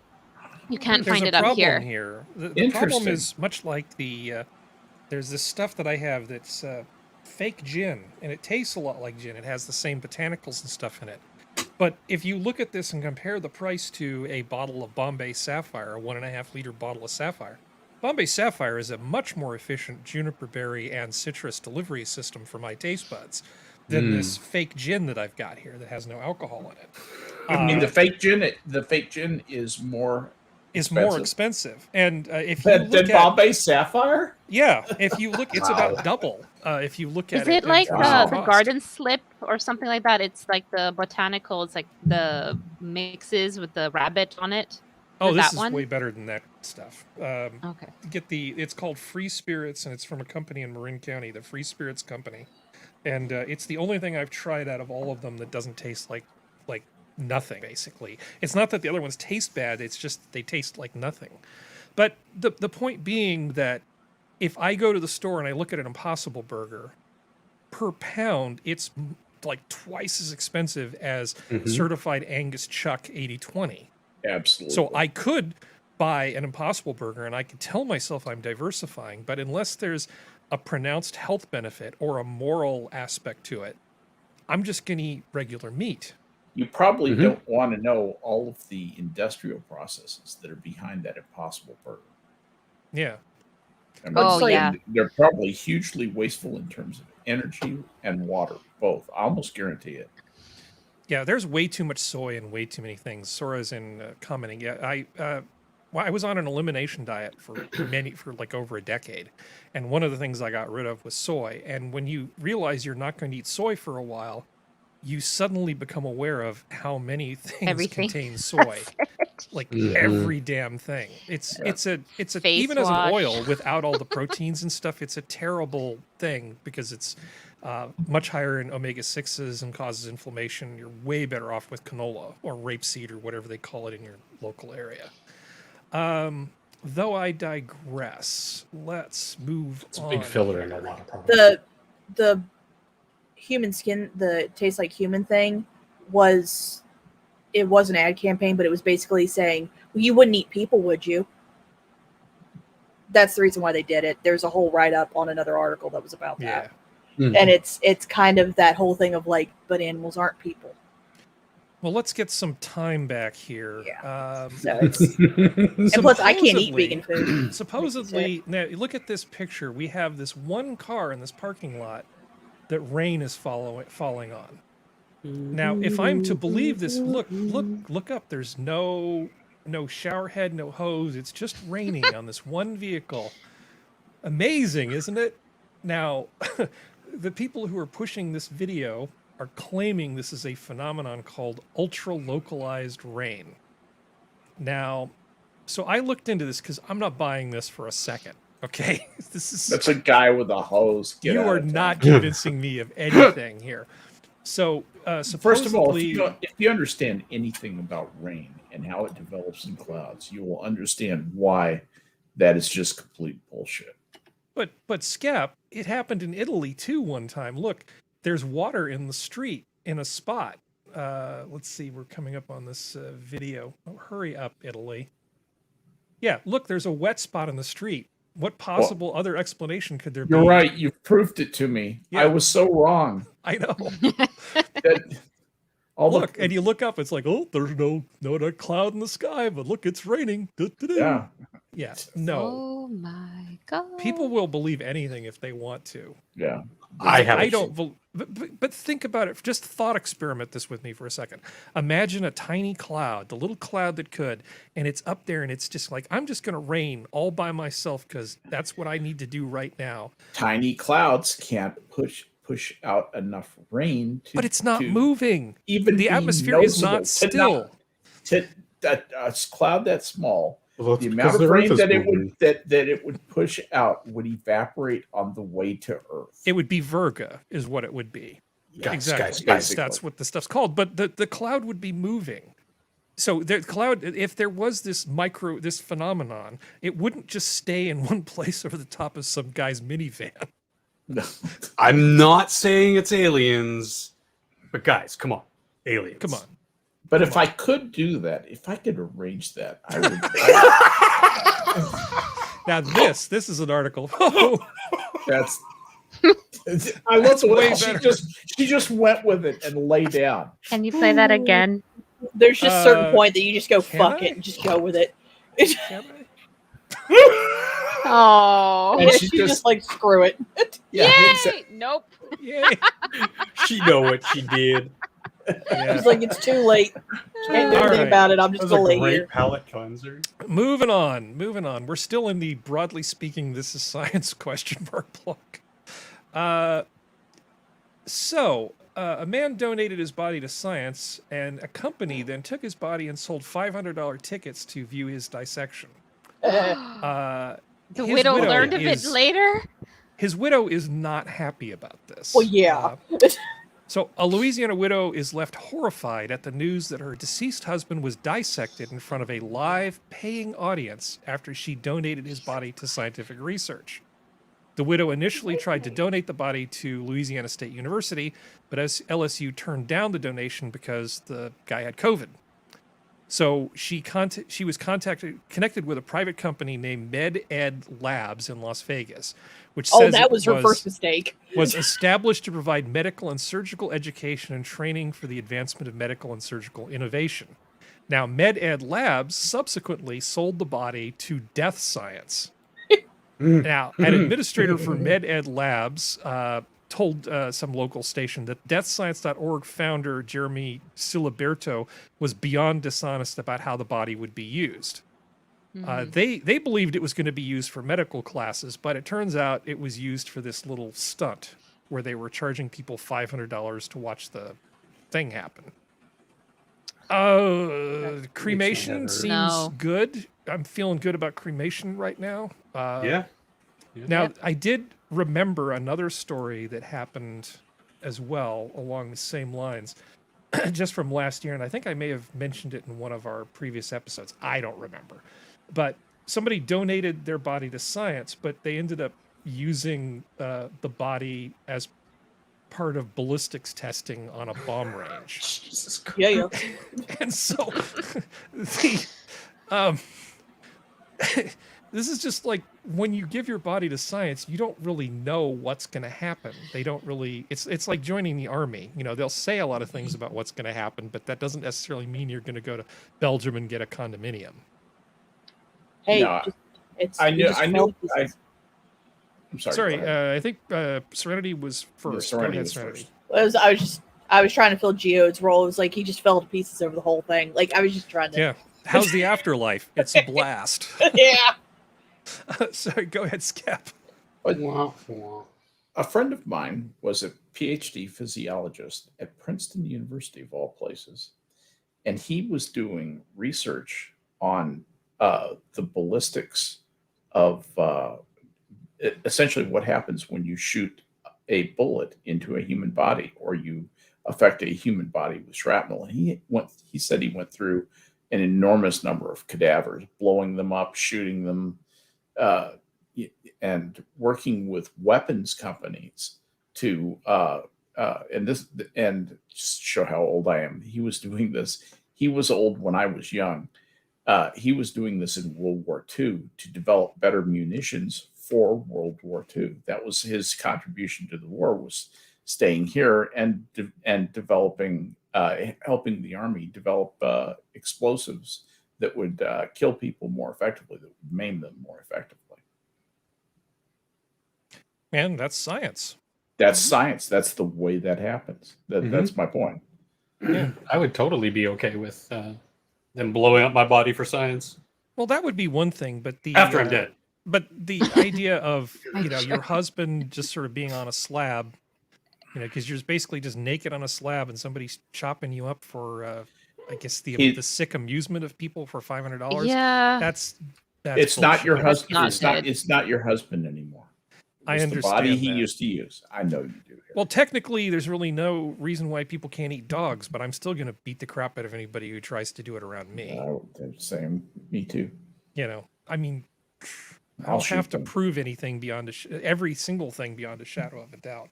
There are things that just struck me as wrong, and this strikes me as like, I don't consider this science. This is entertainment. Yeah. That's the problem that I have, is the motivation of the audience. That's why would you want to sit around and see a body cut up unless you were interested in understanding more about the anatomy they're of the body. ghoulish.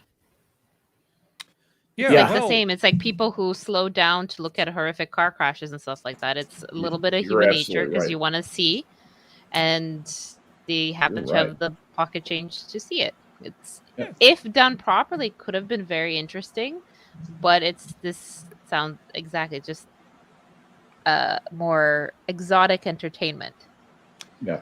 Are you ready to make fun of Mark Zuckerberg? Oh, let's do that. This is awesome. Facebook learns there's another company named Meta already. Which, Dang okay, Dang as it. somebody Oh, who's good done for this them. sort of stuff, this is not a surprise. Of course, there's another company named Meta. I'm surprised there's only one. now supposedly Meta PC's been around for a while, but they haven't quite obtained their trademark yet. They filed in August. Yeah, but that doesn't mean they have a trademark yet. No. Right. Okay. So the way this sort of thing usually works is they will do a trademark search through a company like Thomson and Thompson. And you give Thomson and Thompson a bunch of money, and they will go out and within the parameters of what you're planning on selling, whether it's regional, national, international, they will look for trademarks that impinge upon what you're trying to do when you're trying to come up with your own trademarks and company names and things. And so this other company, without an actual trademark, making the claim that the Zuckerberg is like, well, we'll just let you have it for $20 million, no less than $20 million. Yeah, you look like you got a nice wallet. Yeah, that's a kind of a ballsy thing to do. So on their I love that. Twitter feed, they decided to put together a fake ad with Zuckerberg holding their product with their Meta logo. I think it's hilarious, good. but I would actually, if I was their legal counsel, I would probably tell them not to do this. Because they're doing the very thing that they're trying to defend against. They're deliberately conflating trademarks. They're doing the thing that they're going to accuse him of doing if he proceeds with his trademark. Yeah. Do you understand? This is an own goal is what this is. Yeah, it really does. And there is, you haven't alluded to it, but there's actually an additional layer of protection for the company, the Meta PC company. And it runs like this. Even if they don't have a registered trademark, if Zuckerberg puts together a company called Meta and they can get and Meta PC took them to court saying Zuckerberg acted with malice against us to, and took our name and is thereby compromising our business. We've been damaged. And you can, and people have sought damages on that basis. So even without a registered trademark, just what you have to show is that you have established that unregistered trademark as something that is in business school referred to as goodwill. Will is that intangible thing. It's the value of the General Motors name, for example, the value of the Pfizer name, that fundamental value, that intangible value that definitely is worth something, and lawyers get together and value that. If Zuckerberg can damage an unregistered trademark, the registration of the trademark just means that it has been recorded that you are using this trademark. It's not magic protection, is what I'm saying. Yeah, exactly. Now, the magic is that you've established a company and you have something to protect. I'm sorry. There's plenty of legal precedent here, and probably the most instructive case to go back to that everybody may know about is Franklin Apple Computer versus Apple Records. Yeah. Okay. Apple Records was the label that the Beatles were published under. That was the Beatles thing. That was their studio. Apple Computer, originally not a big deal. Apple Records, Apple Computer, no problem. But then you get into iTunes, and Apple starts getting into the music business, and things get a little murky at this point. There's a reason why you could not buy any Beatles music on iTunes for a very long time, because Apple Records and the people who held the copyright on all the Beatles catalog wanted nothing to do with nasty old Apple, who got away with continuing to use Apple as a name and the Apple logo, which is very similar to the one for Apple Records. But the fact that they were in completely different businesses and that there wasn't likely to be any confusion between the use of the trademarks by the respective parties allowed Apple to continue with this thing without having to give them a big payoff. In Zuckerberg's case, $20 million is nothing, and he might just pay them off to go away. But the term meta is not really all that unique either. So if you come up with something like Kodachrome as a trademark is a unique thing that was owned by Kodak, right? You couldn't Meta name is a prefix that is used commonly in all sorts of different words. Kodak couldn't name its company Camera. That wouldn't be protectable. Right. Right. You know, but sometimes that is a really great point, Harry. That's meta is all over our industry. Yep. Metadata. Oh Talk my about God. something being so meta. Yeah. Meta is a very commonly used phrase. Now, in a way, that works to sort of that's why the trademark is so important in this particular that's actually case. why you want a registered trademark, is to say that I put my stamp on that commonly used thing. And you can argue that you could trademark the name camera. The only thing is that somebody could come in and say, you can't hog camera because I make cameras too. Fuck off. Well, you can trademark anything as long as you have the context defined sufficiently that it makes sense. My point is that if Kodak says we're the camera company and we make the camera, okay? Yeah. And they go and they sue Polaroid for making a camera, saying you can't call it a camera. You have to call it an image taker or something, or soul stealer or whatever.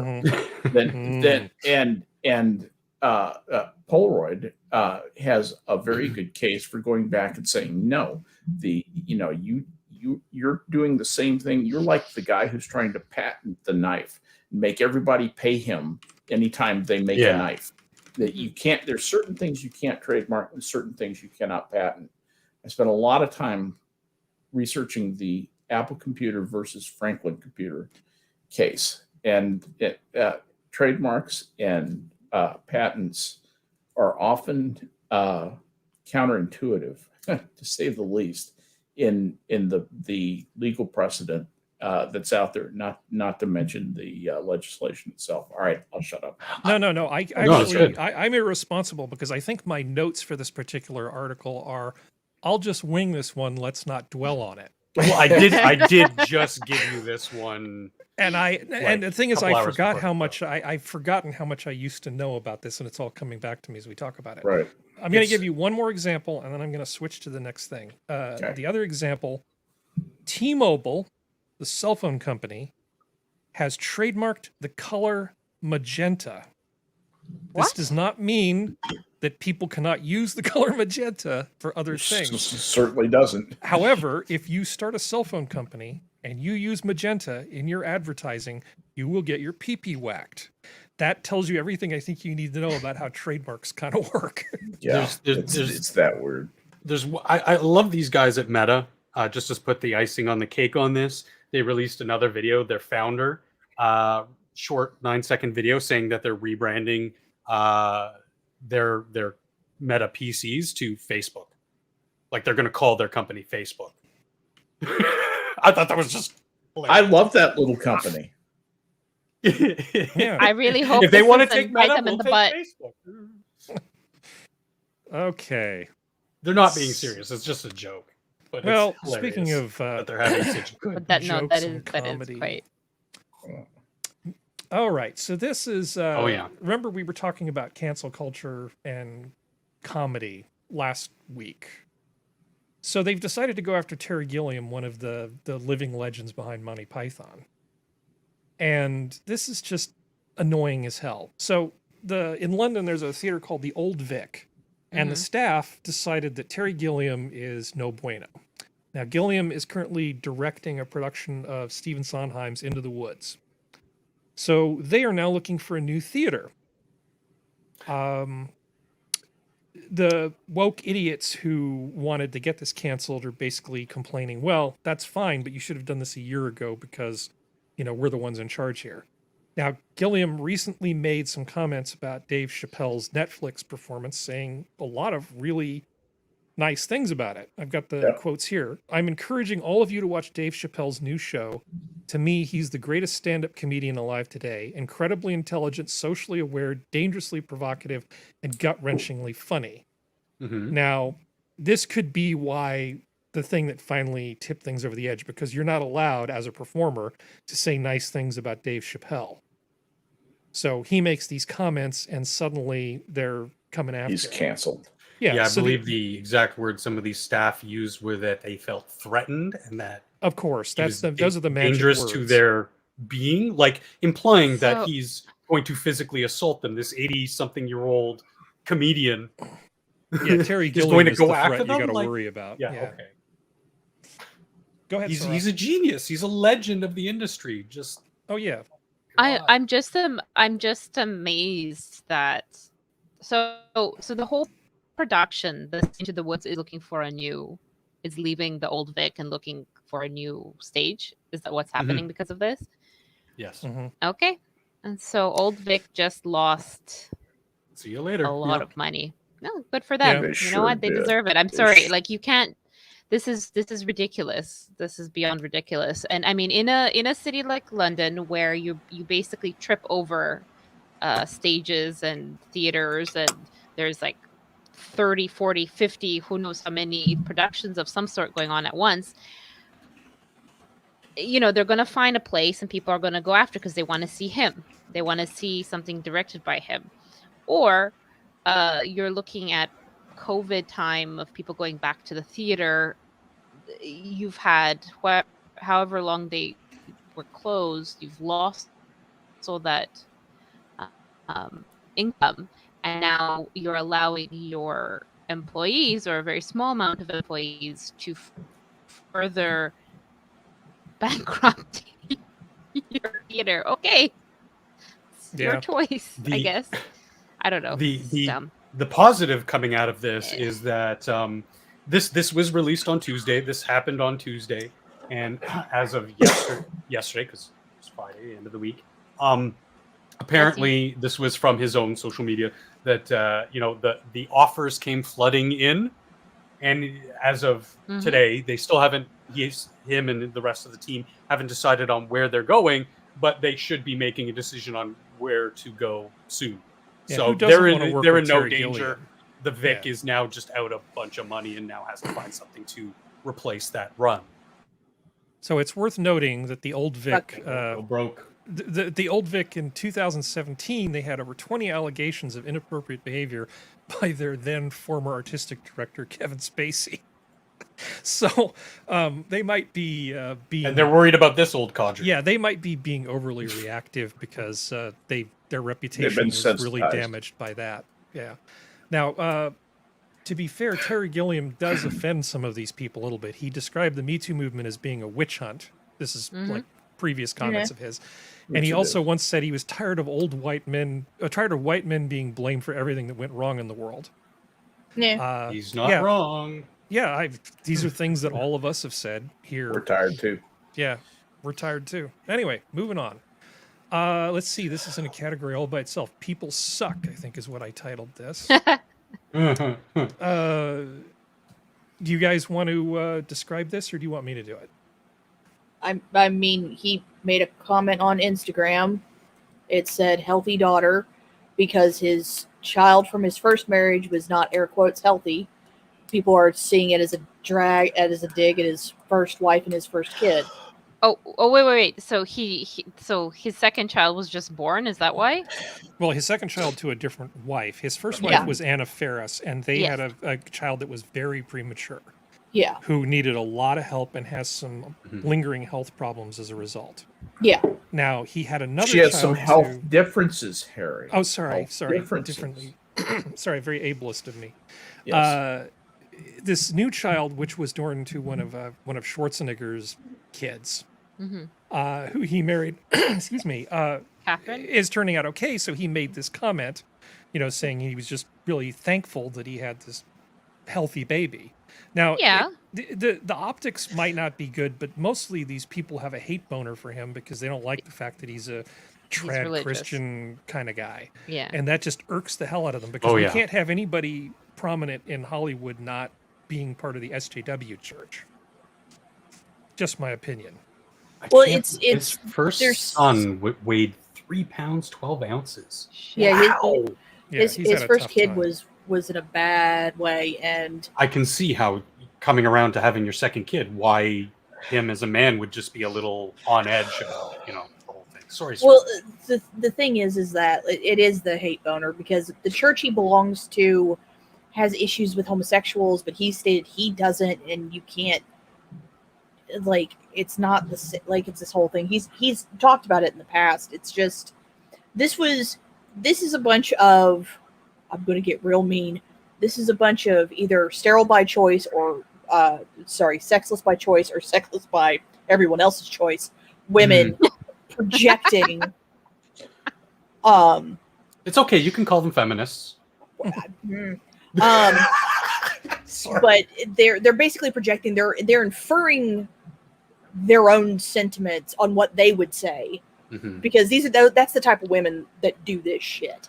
They would be the ones who would do a vague book post and go, well, at least I'm happy I have a healthy child, and dig it like one of their friends or their ex-husband if he got married again or something like that and had a child who was born premature. Like, it's how it always is. They don't like it when they're just inferring their own thing because that's how vindictive and spiteful and hateful they are. It's like everybody puts out an announcement saying healthy child if the child's healthy. Yeah. Like everybody People does. are genuinely interested because your friends and family, they want to know, because that is something a real clear and present, still, even in this miracle of a day with all of our advancements, it's still a huge concern that when someone has a child, is the mother and the child healthy and happy, and did everything go okay? That's the first thing people ask. Like, oh, you find out that they've given birth. How's the mom and child? That's the first question people ask. Or it's like a double-tiered one where it's like, what's the gender of the it's like, is the child healthy? What's the gender of the child? That kind of thing. It's like, it's that kind of shit. Yeah, and then if you're talking to the daddy, it's like, and how are you doing, bud? I know you probably haven't had much sleep all week. Yeah. I have a friend who they're expecting, I think it's on Tuesday, and he's a bit of a frazzled mess because, he wants to ensure that he's doing everything he can on his part to make sure she's comfortable and well taken care of and everything's going well, because everything else is out of his control. So the little bits that he can control, he wants to just be a positive influence on. And so, the health and safety of everyone involved in those things is a big concern for people. Yep. Well, we are running out of time, so let me move on to the next thing. So, because we're talking about intent, right? Because that's really the question about Chris Pratt. Well, intent is the topic here for the next article as well. Jon Stewart made a comment to TMZ saying that he thought a lot of the angst could be chalked up to miscommunication, and of Chappelle, I know his intention is never hurtful. He's not that kind of person.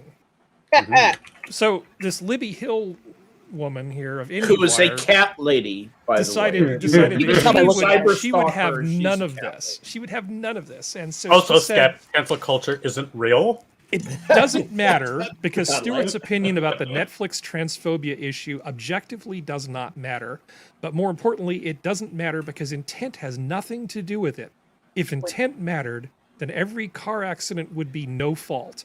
If intent mattered, it wouldn't hurt when you thoughtlessly grabbed a hot pan. If intent mattered, no one would ever drown. If intent mattered, then involuntary manslaughter wouldn't be a crime punishable by law. But that's the reason why it does matter, because that's the reason why you get manslaughter and not murder. This IndieWire article is hot garbage. And I just wanted to call it out as hot garbage and let everybody vent. I'm done venting. Anybody want to comment on what an idiot Libby Hill is? In the special, he even talks about having a trans friend who killed themselves. Doesn't matter. He said sinful words. Yeah. No, it's one of these. It's like, and you can tell from her picture she's a cat lady. She's got the haircut and the glasses. Yeah, she's got the problem glasses going on. Good God. Well, I'm gonna go ahead and link this. The intent doesn't matter, but article. We can all really get behind, theorize what his intent was: to make motherfuckers laugh and have a good time and entertain people. No, but it doesn't matter if the words that he says cause harm based on their definition of harm. If somebody hears them, if it causes harm, it doesn't matter what his intent is. That's basically their thesis. Yeah, it's his whiteness. It's Chappelle's whiteness. Oh, he's such a white supremacist, Skep. Oh my God, you have no idea. It's like that episode of In Living Color where Homie the Clown starts selling cereal. You're not Homie the Clown, you're Homie the Man. Well, this does kind of go down a bigger kind of path of... It's the thing that always happens with people like this. They don't understand that you're doing something that's going to screw you over later. Because a lot of people, it's kind of like the whole cancel culture thing.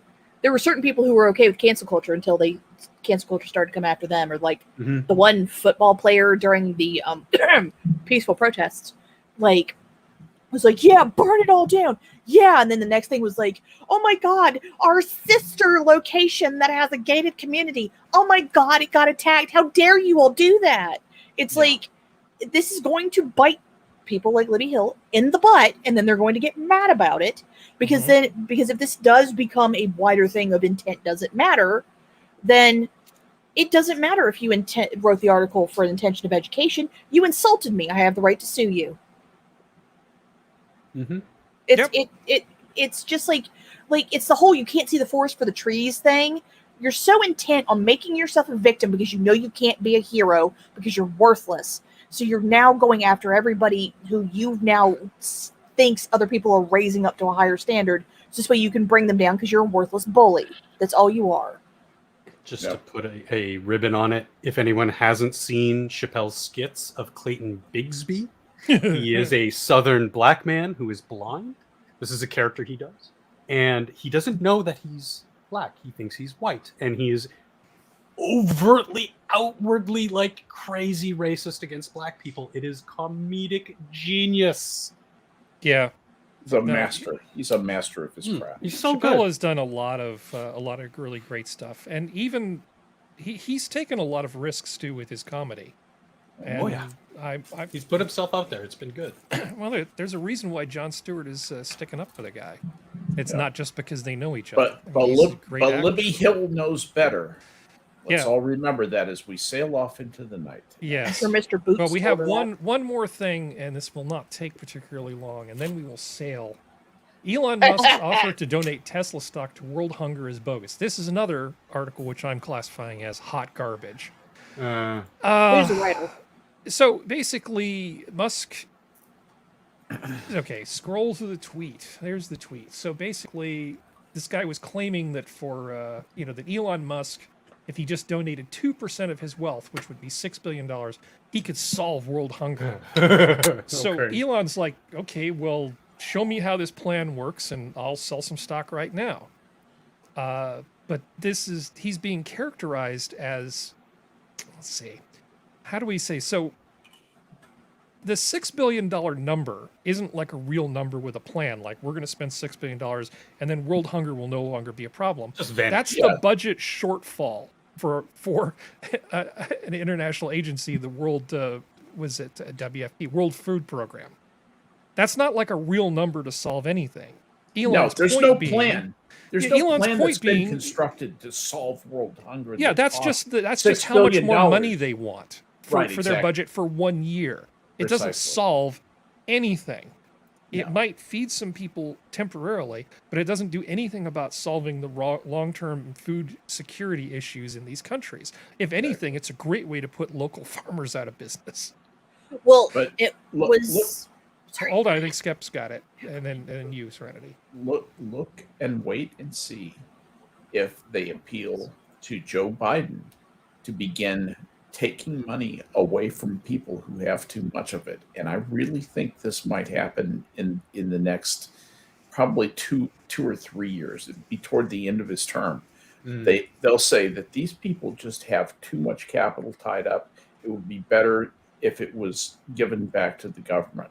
And he'll have, unless we have a very favorable midterm election, I'm afraid that some kind of terribly punitive tax for billionaires that essentially will transfer all their wealth or attempt to transfer all their wealth back to the government will occur, because that among the uber left right now and the rest of Congress is kind of ready to go along with it as long as it doesn't affect their bank book. That's I just hate the way our country is heading. I guess that's I'm just whining. I'm sorry. No. You're right. That relates right to something we talked about. Hold on. Serenity was next. Right. No, you're fine. Well, the thing is like Harry said, it was the $6 billion is just to add on to what they've already raised, which is $8.4 billion in 2020. I had to find my source again to make sure I was right. Yeah. So they want $14 billion a year to solve this stuff. To quote, solve it. Yeah, which they still Is that haven't a done. 1-year budget? Is that a 1-year budget? Yeah, I honestly I don't believe know. so. it's a looked it up, 1-year yes. budget because they had for 2020 they have only 8.4 billion raised. I So they're would not love saying- to see. I'd love to see their sources and uses. Oh yeah, accounting agreed. Statements. Um, Yeah, But inefficient it is. it's one of those things that like, you can tell this didn't break down the way that a lot of these articles are trying to paint it because they're all trying to run interference for the UN, and the idiot who was like, "Oh no, I'll just come to me. I'll give you a brochure," and all this kind of stuff because it's like people were like, $6 billion just to like. What are you all doing? Because yeah, give me a breakdown of how the money works. Like that's what I want from everything. It's like if you, I'm going to sound. Some people are not going to agree with me, and a lot of people in chat probably aren't. But I don't mind being taxed if you tell me where it goes and I know where it's going. If taxes don't had need the to know where intended it's result, you would Yeah. feel okay about it. Yeah, Yes, like but that's a big if because Yeah. we've already established that at its best, the government works like the school lunch program, or maybe the post office. yeah, That's like the high watermark for government achievement. Yeah. And- It and that's never the gets thing. any better than that. and that's the thing. Like, there's a lot of people who have similar. Well, there's some people who have similar thought process that I do. It's like if you just told me where it went and I saw proof that's where it went, I would gladly give you money. I would gladly Transparency, donate yeah. to the UN. Yeah, well, For the that's all food fund. Elon was saying. That's all Yeah. Elon was saying. But this garbage article from MSNBC, I know MSNBC, where you go to find garbage articles, Based on It a is CNN just- article. it is just hot garbage. It's just more of the same crap. You know, they're essentially trying to character assassinate him, and then they talk about his tweet was dripping with scorn. Yeah, more high quality journalism from MSNBC. What's like? I want to know the page. I want to know how much the asshole that was going back and forth with him on Twitter makes. How much is your paycheck there, buddy? How about you give Yeah. him some of your paycheck? Well, more like how many jobs have you created, buddy? Yeah, it's like bite Yeah, me, that's a Don't tell, really buddy. fair question. bite me. Just a butthole. quick question. What Skep was talking about, is that sort of related to this unrealized gains? Yes, That we talked unrealized about last capital week? gains. That's Okay, a part okay. of it. That's Okay. a part of it. Yeah. Yeah, Just trying to that's- make the connections because it's something, act, That's Act 2. not only do I come on the show to like present stuff, but I also come to learn. I learn stuff every week. and Well, just actually, wanted I to send connect those a, dots. I send a copy of the show plan to Jenna, and she uses it to teach her kids. Good. This is part of their classwork that she does when she homeschools. That's Jenna's excellent. I just take that as a great. huge compliment, honestly. Jenna is just great. And the unrealized capital gains Super mom. things would mean that She's he would super get mom. taxed for selling the stock even more than he normally would. Like I'm just like, it's Yeah. just sorry. The Yeah. problems with this unrealized tax thing are It's called huge. unrealized stuff. We did like that. we did a unrealized gains. We actually did a pretty good job, I think, of covering that in the last Mm-hmm. show. So anybody who's interested can go look at last Saturday's show, and it's in the show notes. You can go back to the index on that one. But we are at 2 hours and 14 minutes, which means we're 14 minutes over our goal. Wait. Uh-oh. Wait, what?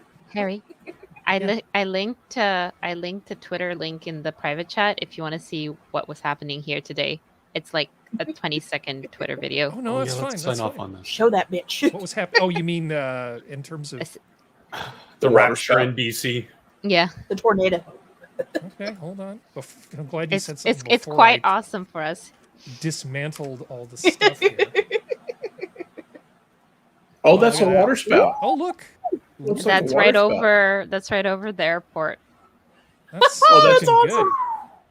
That's awesome. Wow. Shit's crazy. I'm Get sure your a lot of attention. people in It, Vancouver it was lost seen their from minds. even where I am. If you were high enough, I wouldn't have been able to see it. Oh, I'm but high enough. There's I other love, I video love, of I it. love You always the are. filming in portrait mode. What? No, this is What taken monsters. from one of What is the with this SkyTrain world star stations. hip hop level of video that we're getting? Oop, oop, oop. He's a Japanese rapper. That's why. There you Okay, go.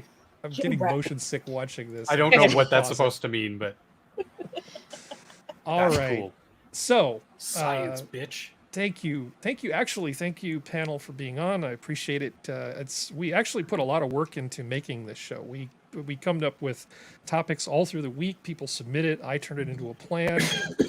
It is very much a group effort. So thank you, everybody who was on tonight, the whole panel. Thank you. And thank you, Skep, for putting together the school lunch thing. I know it's a lot of Pleasure. work. Mhm. You know, I do appreciate it. And thank you, chat, for turning out tonight. Does anybody have anything they desperately need to get off their chest before we go away? For the people in the United States, don't forget time change. Yeah, That's right. Falling back tomorrow morning. Yeah, at 2 a.m. Yeah. That does not let you Goddamn stay in daylight bars, savings unfortunately. time. All right, everybody. I'd just like to say, let's Go go, ahead. Brandon. There Let's you go. Brandon. All right. Zoo's go, I love closed. Brandon. Go We'll home. end on that. Bye. Bye. Good night.